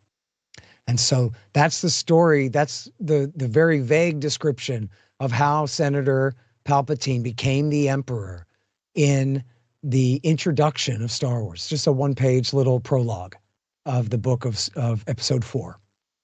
And so that's what he's saying about America. You have these companies, they create all this wealth, but then when you have that much wealth at stake, you have a willingness, greed as defined by me. I don't know if anybody ever else really defined it this way. A willingness to hurt somebody else, right? A willingness to commit a crime or to lie, cheat, steal, to do the wrong thing for wealth. Well, when you're talking about quantities that high, people get more and more willing to do the wrong thing. And so the Senate lost its ideals, and instead of being there to protect liberty, it became there to protect corrupt special interests. There's a scene in episode 2. In fact, I even have what's, to me, it's a meme. I should tweet this later tonight. I should have tweeted it when I retweeted your thing about tonight's show. It's Anakin Skywalker saying to Obi-Wan Kenobi, "Oh, not another lecture on the economics of politics," because Kenobi is telling him, listen, these senators only care about the people who finance their campaigns. And so, he's going to the corruption of the Senate. So that's how Palpatine's able to take it over. Okay, now, the Trade Federation. they represent, and you really see this in episode 2. You have the banking clan, the Trade Federation, the was it the Industrial Syndicate or whatever? I'm sorry, man. I didn't study up before the show tonight. But you have everything is called the cartel, this or that, right? Sure. Everything is like a crony capitalist kind, a guild. What is it? It's just something guild in there. Anyway, these are the people who end up because they're so corrupt, they're able to be brought under the influence of Count Dooku in episode 2. But then it's the same thing for the Senate overall, essentially. That's the story. So it's a very complicated story that doesn't make too much sense in the movie. There's a book called Darth Plagueis that explains the rise of Palpatine as a boy under his mentor, and how he became the senator of Naboo and all of this stuff. And in there, hold they on, kind of explain. I want to take a quick pause just so that I don't forget. It was the Trade Federation, the Intergalactic Banking Clan, the Techno Union, the Commerce Guild, the Corporate Alliance, and the Retail Caucus. All of those groups. The Retail Caucus. I don't think I ever heard of that one. Yeah, there you go. So I think, I don't know. In other words, he's not just saying they're companies, right? They're combines. And I don't know if he's really being very free market and saying, no, but these are crony capitalists, or if he's just saying all capitalism is crony capitalism, or what, exactly. Certainly in his galaxy, they are. So I couldn't even really explain it to you. I forget exactly the way that they really, there's in the crawl, the opening crawl, they say there's a dispute over the taxation of trade routes. And in the movie, it doesn't make sense why a trade federation would be blockading planet over taxation. And in the book, it's kind of convoluted, but it's like the mid-rim planets aren't paying their fair share for security for the outer rim or some kind of crap, whatever. The guy comes up with a convoluted explanation for why episode 1's plot makes sense. When in fact, as Mark Thornton pointed out on my show in 2005, I interviewed Mark Thornton from the Mises Institute all about this. He had written a great article about it. And he said, well, clearly what would have made more sense would be, if the Trade Federation were instead like IRS contractors. And they're like a mercenary organization that's been granted a license by the Galactic Senate to collect taxes from this planet. And this planet is sort of this Hoppian monarchy that they think they're just doing just fine, and they don't really want to be part of the Republic, and certainly not at these inflated taxation prices to the central core. And so that's why they would be under blockade and forbidden to trade until they pay their taxes, right? Something like that at least makes more sense, that it's the government that has sent them to do this. And in a sense, they kind of did. But the way that they portray it in the movie, it's convoluted. It doesn't make too much sense. That would be the better way, sort of, to understand that. But then Thornton also pointed out, and his article is at LouRockwell.com. I'm sure it's still there, from 2005. And it's so funny. I love Mark Thornton. He's like, man, when I saw that the opening crawl in the first sentence of the taxation of trade routes is in dispute, I was like, yes. Because like everyone else, right? Everyone else in America was just like, oy vey. And he was like, oh, this is perfect. That's how wars start, right? It's taxation of trade routes, man. Of course. That's how the Galactic Civil War began, Mark Thornton exclaims. He's so great. But then he also pointed out that the people of Naboo were divided in half between the and he also made the direct comparison of the Trade Federation as the British East India Company, and that they rule the Naboo are the Indians. And he says you could tell by her dress, her fancy white makeup, and her perfectly practiced British English, the way that Brahmin Indian women would speak and all that, that's who the Naboo represent, is the Indians under the control of the British Empire and the British East India Company. And then the Gungans on the other side of the planet, living under the water, or like in watery territory, they're the Jamaicans. And that's why they have, affect that kind of Jamaican attitude. He wasn't making fun of black people. He was kind of making an allegory about British tyranny over these far off lands in the age of the British Empire and the way that they would exploit people and all that. So Lucas was evidently, and I don't think I've ever read Lucas confirming this, but this was Mark Thornton's interpretation, which I think made a lot of sense, that this was, essentially what, I forgot, I lost my train of thought. That's what they were going for there. What they must have been borrowing from, right? Where they, otherwise, why India and Jamaica? Why are the two things so close to India and Jamaica, I guess, was, I thought, a reasonable conclusion. But what's the story? Now, look, let me ask you and your audience, Alan, to bear with me on this for a second. Like, just pretend with me that the prequels were perfectly executed. All the acting, all the directing, all the scripters, just great. Okay. And we don't have to worry about, when Jar Jar Binks and, when the Hayden Christensen was not that great of an actor, or whatever the thing, whatever. There's a lot of flaws with it. We could talk all about like the red letter media criticisms of flaws in the scripts and all different things if we want to do that. But I mean, to me, it's all real. Like, to me, it's a documentary and I can bend it a little bit and make it better in my own head. But like, to me, what is important, besides all the flaws in the movie that was made by Earthlings in our era, but what's important about the story of the long time ago in a galaxy far, far away is these major things that are happening at once. The Republic is becoming the Empire. The Jedi are doing it and then becoming betrayed. The Emperor, the Senator, is becoming Chancellor and then Emperor. And our Jedi Knight hero, Anakin, is falling to the dark side as well, going along with the Republic in its fall and making his own kind of personal allegory about all of that. And how does this all happen? It all happens because of like this evil, satanic skull and bones conspiracy type plot of guys in weird robes and weird torches in a way with their weird black magic. And they have this crazy conspiracy. It's a small conspiracy of two, a master and his apprentice, but it's been taking place over the eons until they could get in just the right position to get away with it. And finally, their plan that's been passed down for generations and generations, for 1,000 years, through this weird secret society, is now coming to plan. And one of them is now caused himself to be made a senator in the Galactic Republic. And he's going to have his chance to make himself chancellor and then the dictator of the galaxy. And he's going to get over on the Jedi Knights and, corrupt their best hero to be his right-hand henchman. And he's going to use the power of the Jedi against the galaxy and against themselves to do it. It's brilliant. It's beautiful, man. It's incredible and awesome and perfect and better than I could have hoped for, really, in the sense of like, how does the story play out? What are the Clone Wars? What does it mean that they had these Clone Wars and then the Dark Times came and all the things happened? Like, this is really cool, man. It's an evil skull and bones conspiracy to lie the people into war and force the Republic to become an empire.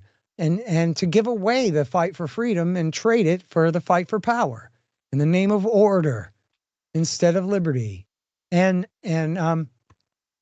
so, like, cool, man, whatever. He didn't execute it perfectly. But again, now we're talking about Earth and Lucas and a movie. But if you're talking about the story and it's all real, then it's really great, because look at what happened, man. This senator made a secret deal with this corrupt organization to invade and blockade his own planet, just so that he could cry about it. And just so that he could go and get the current chancellor overthrown and take his place. He tells the queen of the planet, man, the current guy, he's a weak leader. He's bogged down by the bureaucrats. They're the ones who are really in charge, right? Like Donald Trump trying to run his own government. He's got his hand on the wheel, but it's not connected to anything. And so, but you know what we could do? We could push for a stronger chancellor that can take control of the bureaucrats and give us justice. And she falls for it. Says, listen, if this guy can't get it done, then I call for new leadership in the name of the emergency. We don't have time for an investigative body to go and report back. There's no time to discuss this in committee. I suggest we need new leadership. And then Palpatine whispers in her ear and he says, now we'll have a new chancellor, a strong chancellor that can get things done and bring us justice. And this is how they call no confidence and they overthrow the previous leader and install the strong man who promises that he can fix everything.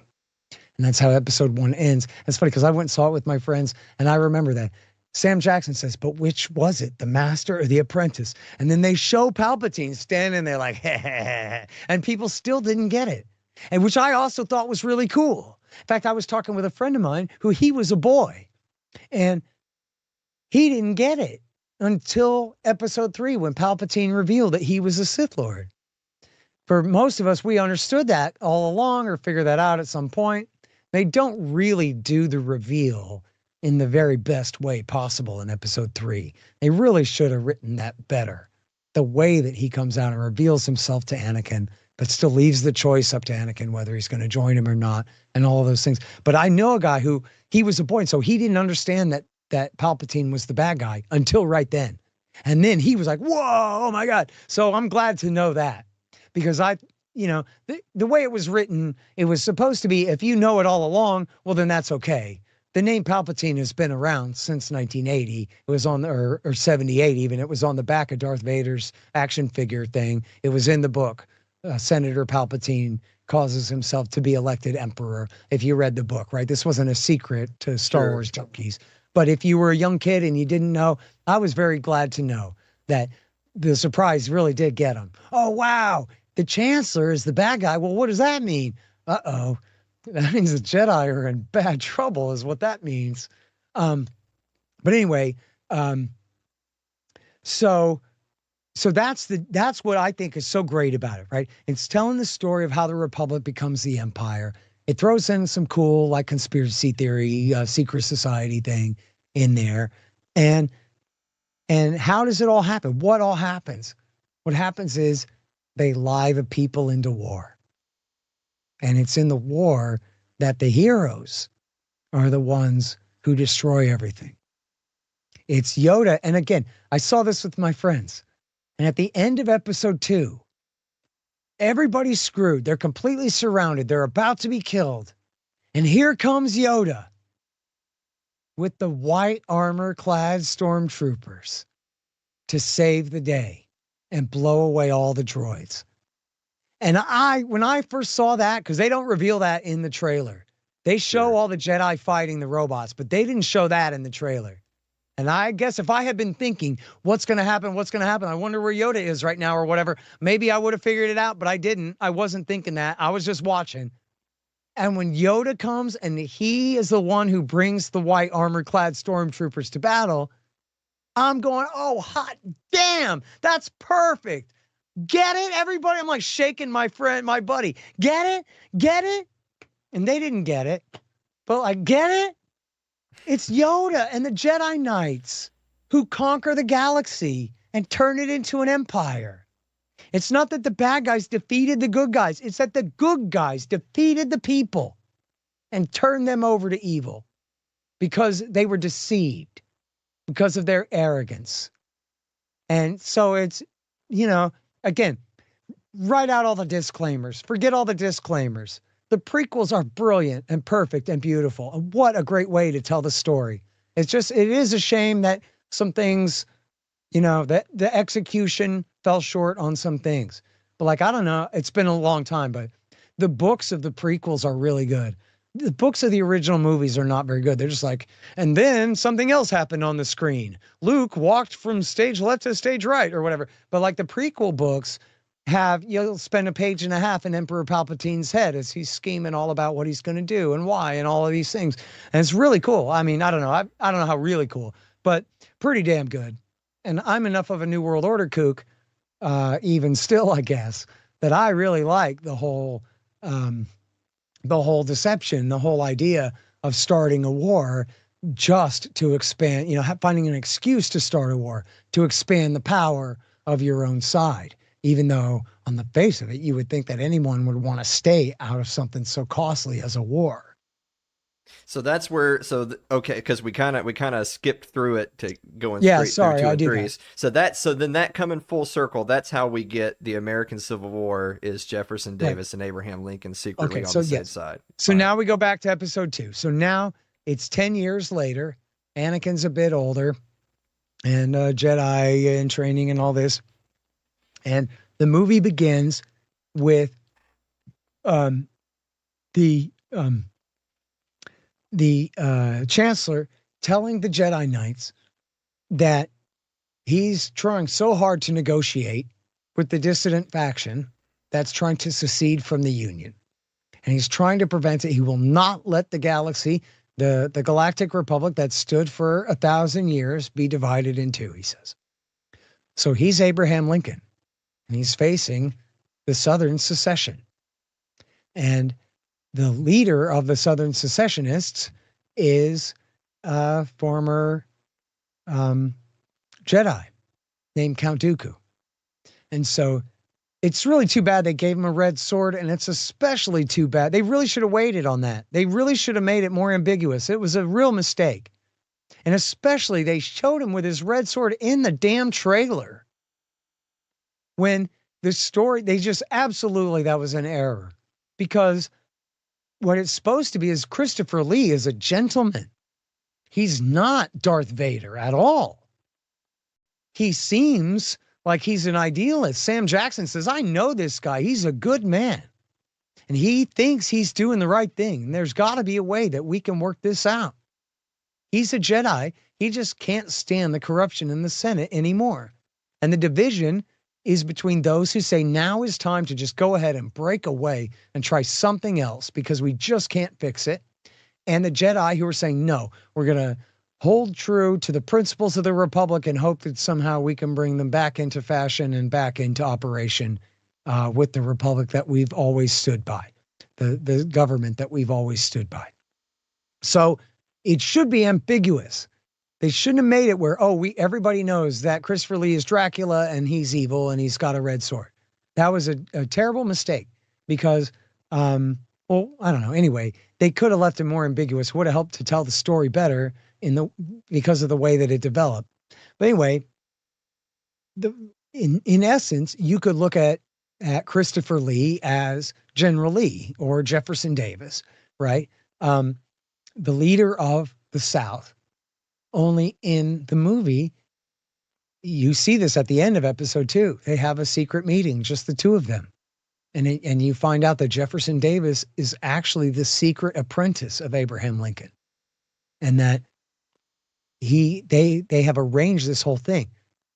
Count Dooku tells Darth Sidious, the Emperor, that I have good news for you, my lord. The war has begun. So they started the war. Tell you what you do. Fire on Fort Sumter, and then I'll declare war on you. They set that up. I'm not saying in real life in American history. I'm saying in Lucas's story. They set up the whole Civil War just so that Abraham Lincoln could turn the Republic into the Empire. And it's clearly an analogy for what happened. I'm not saying that he's saying that was Lincoln's intention. I doubt that he was saying that. But he was just borrowing from that story. And I know he's not saying that he thinks that Jefferson Davis secretly worked for the North all along and that the whole American war was a ploy. I'm not saying that either. But I'm saying he borrowed that concept of the American Civil War. But he made it, we're like, he. What if the Southern leaders were secretly working for Lincoln all along? And what if they didn't know it? What if only their one leader did? And what if the whole Civil War was just a scam? Why? And look, dude, Alan, it's called in episode 2, they call it the Grand Army of the Republic. Yep. To counter the increasing threats of the separatists.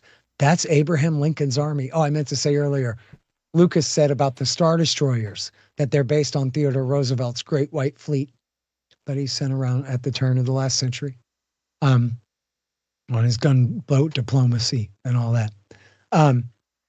But he called it the Grand Army of the Republic, which is the name of the Northern Union Army in the American Civil War. And there's an article again at LouRockwell.com. I forgot who wrote this one, but it's called Abraham Lincoln, or no, it's called Emperor Palpatine Meet Abraham Lincoln. It was about this. And so, but the thing is, take the conspiracy out of the U.S. Civil War. The lesson is the same. Whether this was the ploy or not, what happened? This is what turned the Republic into the empire.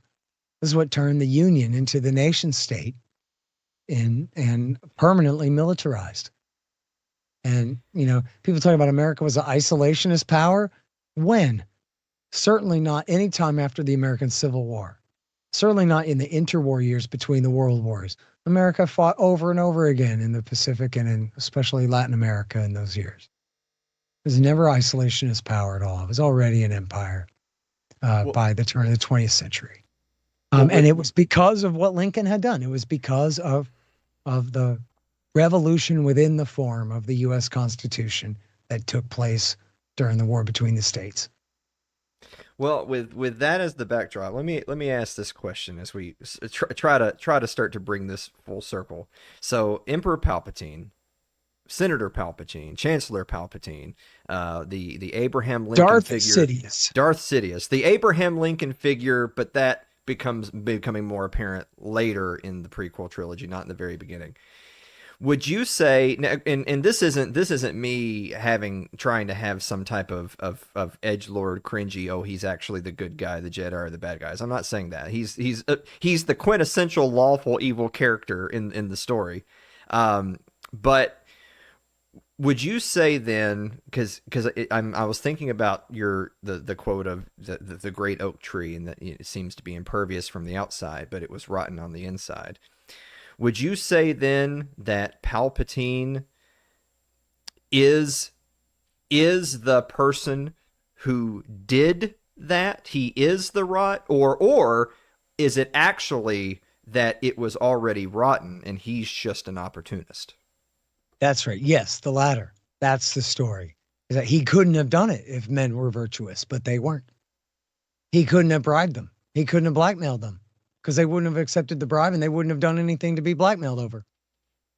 Yeah. So the Republic itself, and that was why it made sense that Count Dooku was saying the Senate is so corrupt, it cannot be reformed. We should break away. And see, this is another thing that was poorly executed in the story, but should have definitely been a better part of it, was he wanted to make these corporate guilds that we talked about all the bad guys, but he took them all out of the Republic. They should have been a huge corrupting influence inside the Republic. But see, they got too stupid on the good guys, bad guys thing, where they had to make the separatists the bad guys. But again, no, that should have been much more ambiguous. And it should have been all these corrupt crony capitalists were the reason, they were the thing that Dooku was pointing at to say that things were so corrupt. And then he's recruiting good people to secede from the Union.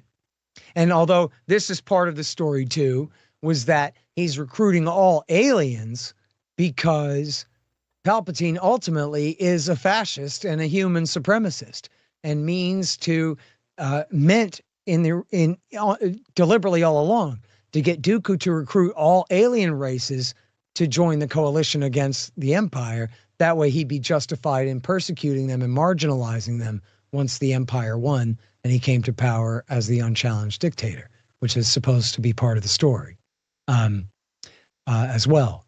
But what I think would have worked much better would be if they had shown the corruption in the Senate more, or referred to it, you don't have to show it, but referred to it more, and then make it much more ambiguous whether maybe the Jedi are on the wrong side and Count Dooku actually is a good guy trying to do the right thing. But then later you find out that actually, no, dude, he really is a bad guy too. He's secretly Darth somebody, and he secretly works for the Chancellor. The whole damn thing is a scam. And it's all good people getting killed. Remember they say at the intro crawl of episode 3, there are heroes on both sides, but they never show heroes on the other side, right? They only show corrupt, evil, bad guys on the other side. But, and this is the other thing that even during the prequel, even during the Clone Wars cartoons, that they miss this opportunity there as well. And I know they're made for kids, but geez, there's a lot of pretty adult stuff in there too. And, you know, a lot of us Star Wars dorks never quite grow up and are determined to watch all of that stuff. This is before Disney. This is like Lucas and Filoni, Cartoon Network stuff, and filling in the gap there.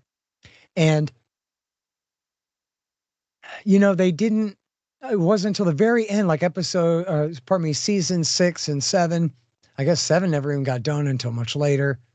They tried to like cram this in the end of season 6. Like all of a sudden, every building is shaped like a trapezoid. And all of a sudden, there's this guy, Tarkin, is in charge. And all of a sudden, the Republic looks a lot more like the Empire. But it shouldn't have been all of a sudden at all. You know, the episode 2 ends with a bunch of pseudo Star Destroyers taking off with white armored clad clone stormtroopers climbing on board and flying away to go off to war. So we already know that, like, wait a minute, the good guys are sending Star Destroyers full of stormtroopers off to war? I'm a bit confused here. You should be at least confused. Or you should be like, oh, I get it. Ah, cool. Right? But then we get to the Clone Wars cartoons, and the Jedi are unambiguously the good guys, and the Republic are unambiguously the good guys, and the Separatists are unambiguously the bad guys. And it kind of ruins the whole thing. It should have been harder to tell just how bad the Separatists were and whether they were trying to do the right thing or not, even if we disagree with what they're doing. And they should have showed the Jedi, and I'm borrowing this from someone else I saw on YouTube. I don't know who said this, but I thought it was very smart, that Yoda should have not really been in the prequels much. We should know that he's there, but he teaches the younglings or he meditates in his ivory tower on galactic scale level ebbs and flows of the tides of the Force. But meanwhile, and this was such a waste if you think about it, you know, like they just got to sell Yoda, that everybody just loves Yoda so much or whatever. But man, they could have made Samuel L. Jackson the head of the Jedi Council. Yoda's job, and this was what Yoda was always meant to be. He's the little gremlin that you meet on the side of the road that helps you out and gives you some teaching and whatever in the Joseph Campbell kind of story. Lucas back in the 80s said that in the prequel, when he does make the prequels, Yoda's job will just be training. He won't be a warrior. He won't have a lightsaber. He will only be in charge of teaching people about the Force. And then also it's a perfect metaphor that he's like literally up in his ivory tower. Sure. And he's so aloof, studying the Force on even the multi-galactic universal level, that he misses it when this evil Sith Lord is getting away with all this stuff right under his nose. And meanwhile, Sam Jackson, he's a bad motherfucker. And he is not here to play around. He's here to squabble. You think you're going to threaten my republic? I'm going to kick your ass, he says, you know, USA tough guy personified. Like, think of Sam Jackson playing the chairman of the Joint Chiefs of Staff. I guess he does play the guy in the Avenger movies, right? He plays that kind of a character in charge. Mm-hmm. That could have been his character right there. And then you also have, with Yoda out of the picture, then Sam Jackson's buddy isn't Yoda. Sam Jackson's buddy is Palpatine. And you have it where Mace Windu and the Chancellor love and trust each other. Don't worry, Chancellor. We Jedi Knights, we're going to help you, and we're going to save this galaxy. We are going to take command of your army, and we're going to make sure that everything is great. And so we see Sam Jackson and Palpatine. We see them be friends a little. We see them familiar with each other in episode 1. We see them work together in episode 2 and in 3, that they trust each other. They're hand in glove. This is the president and the leader of his military force.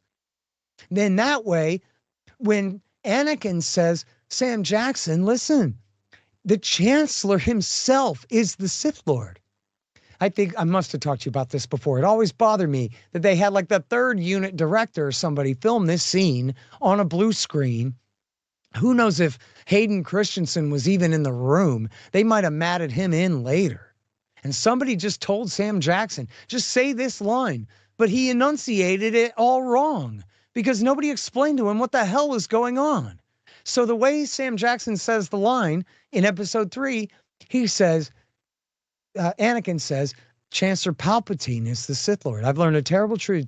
Chancellor Palpatine is the Sith Lord. And Sam Jackson says, a Sith Lord? Oh, no.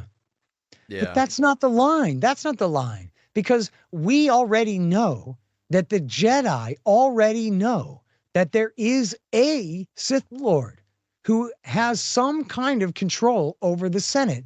And he is somehow close to Chancellor Palpatine, but they don't know who it is. And they can't figure out what's going on. There's this mystery, and they're trying to solve it, and it's right out of their grasp. But they know that he's trying to do the right thing and get this war won.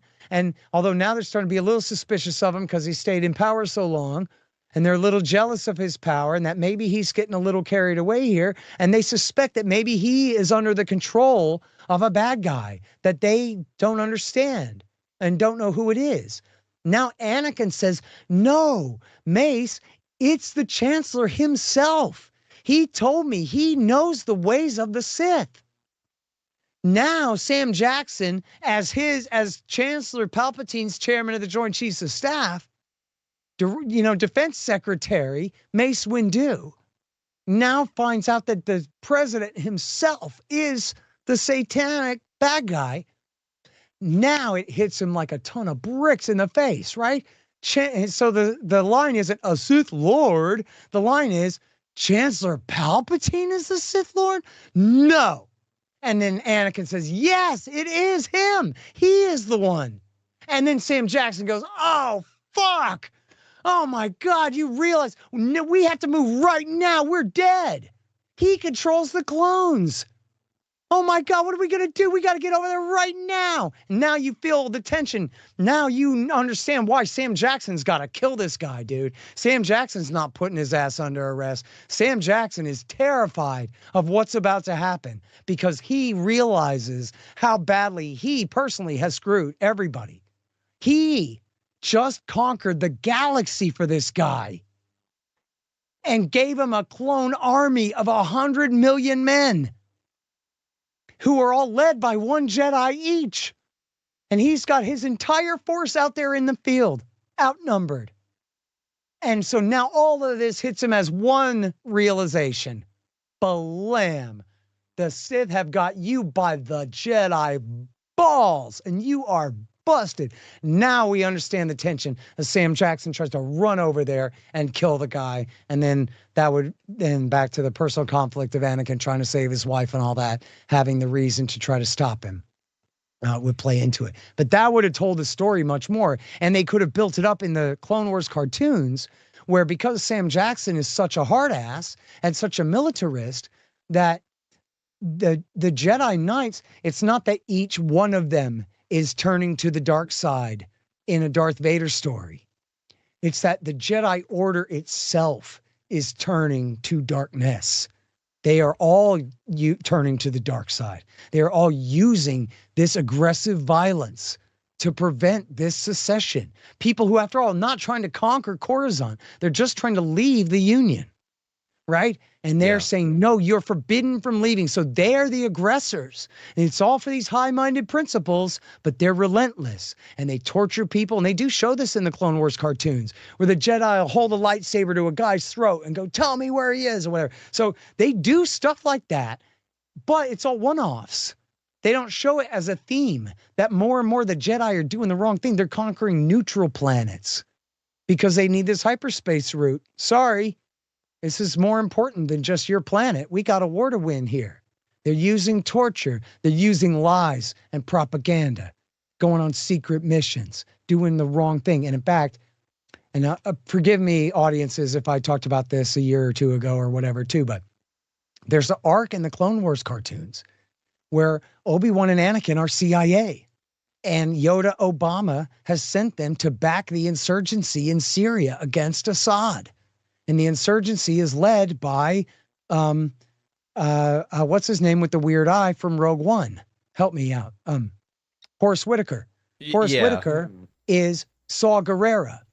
And he is Abu Muhammad al-Jawlani, the leader of Jabhat al-Nusra, Al-Qaeda in Syria, on this planet. And damn it, Alan. They tell the story just straight like Democrats wrote it. Yeah. Unfortunately, we can't give them all the support that they need. when, oh man, what a great opportunity to say, oh my God, man, look at how far down the dark path we've gone, where we have our Jedi Knights arming and backing terrorists who kill civilians because they're trying to overthrow the somewhat rightful leader of the country, certainly much more rightful than them. But they're doing it because why? Because he's friends with Iran and they hate Iran because that's what Israel wants. Something. Anyway, they could have made it. This guy didn't really do anything wrong, and he's still within the republic even.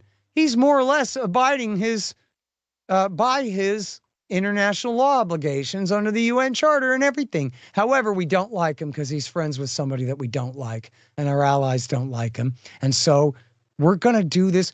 And then Anakin and Obi-Wan can be conflicted about this. Geez, these guys do suicide bombings and head choppings and murders.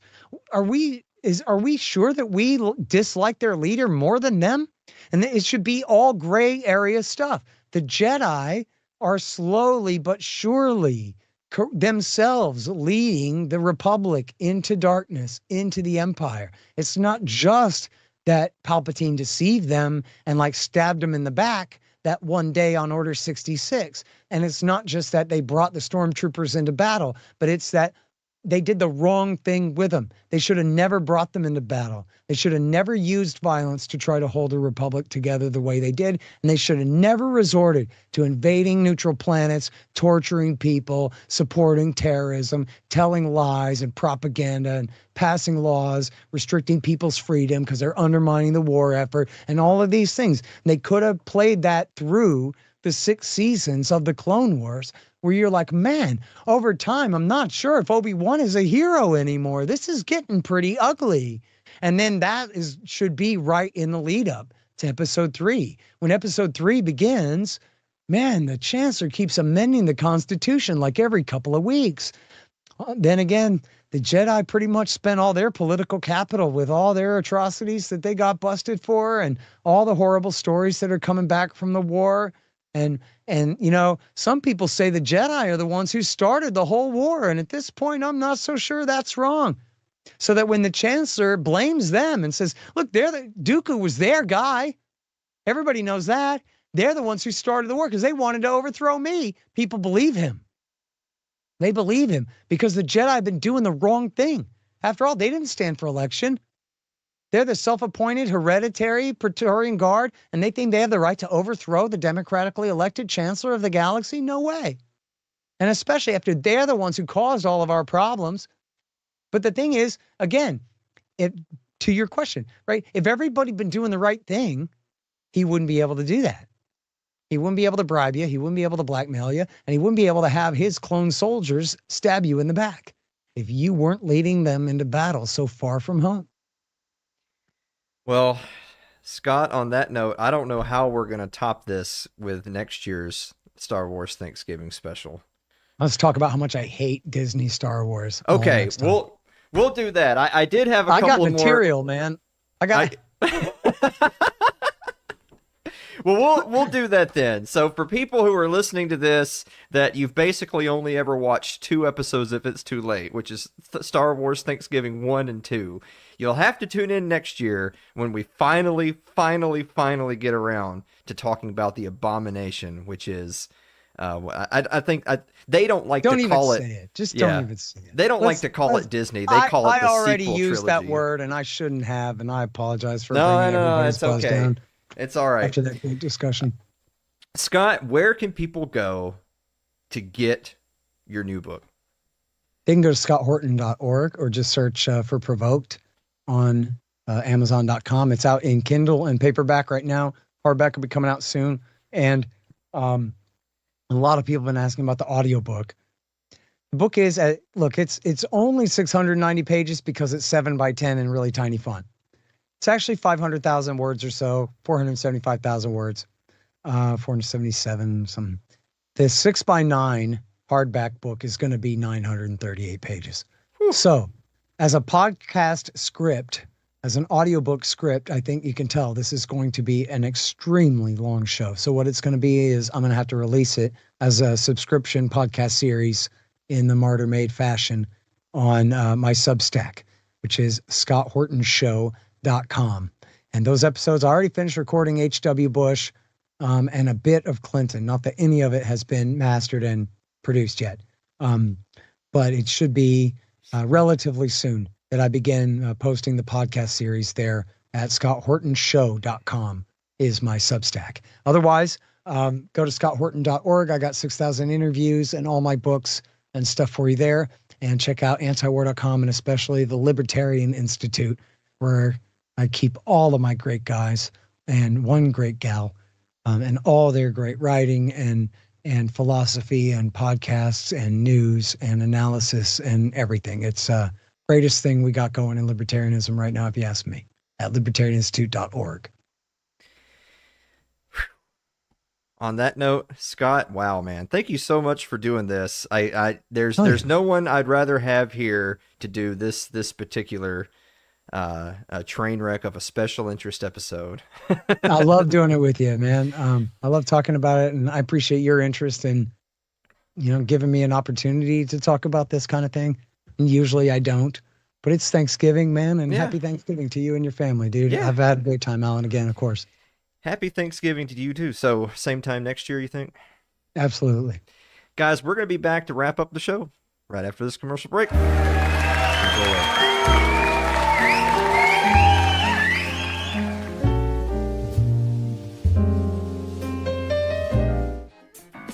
Tonight's show is proudly sponsored by Fox & Sons Coffee. Fans of It's Too Late use code ITL for 18% off orders of $34.99 or more. Shipping is free on orders of $40 or more. You can find them on their website, which is foxandsons.com. That's foxandsons.com.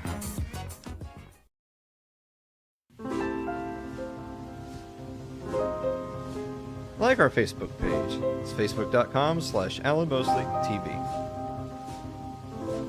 You can follow me on Twitter, twitter.com/Alan Mosley TV. Subscribe to our YouTube page. It's youtube.com/Alan Mosley TV. But if you're more of a listener than a watcher, you get us on your favorite podcasting platform of choice. Thanks to Spotify. It's Too Late with Alan Mosley or Alan Mosley TV. Woo! Wow. Yeah. Did it. Dave, do you have a final thought? I don't know, man. I was nerding out over here, just listening to you guys apply your socio-economic philosophy to the Star Wars universe. It was amazing, as always.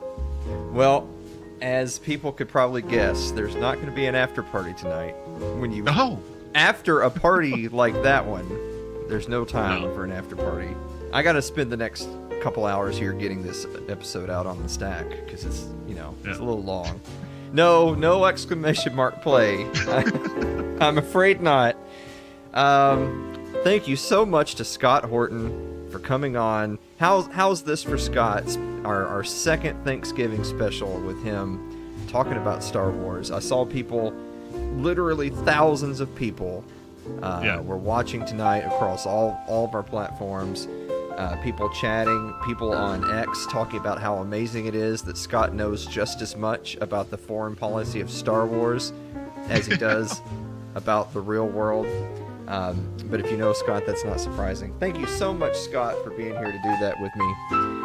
We should do more episodes like this, I think. I think the market has spoken. I think the people are done with the serious, and they just want just disappear into a galaxy far, far away every now and then. Happy Thanksgiving, everyone. Happy Thanksgiving. Harambe, Tim, Codain, Celeste, Patty, everybody who was here, who stuck it out for the whole 2 hours and change. Got some turkey and dressing calling my name. I'm excited. Guys, thank you so much for watching another episode of It's Too Late, and we will see you next week. Okay. Made it. We did it. weekend. Yeah, this is a tradition now. We got to do this every year. Yeah. Well, it's already on the schedule. Scott has already confirmed for part 3 next year. It's a trilogy. Oh yeah. This is the thing now. This is what we're doing. At least one more. Yeah. Yeah. Well, I don't know, because I think the show's supposed to end on September 1st if we don't get 100 members. Oh, no. Oof. Oof. Yeah.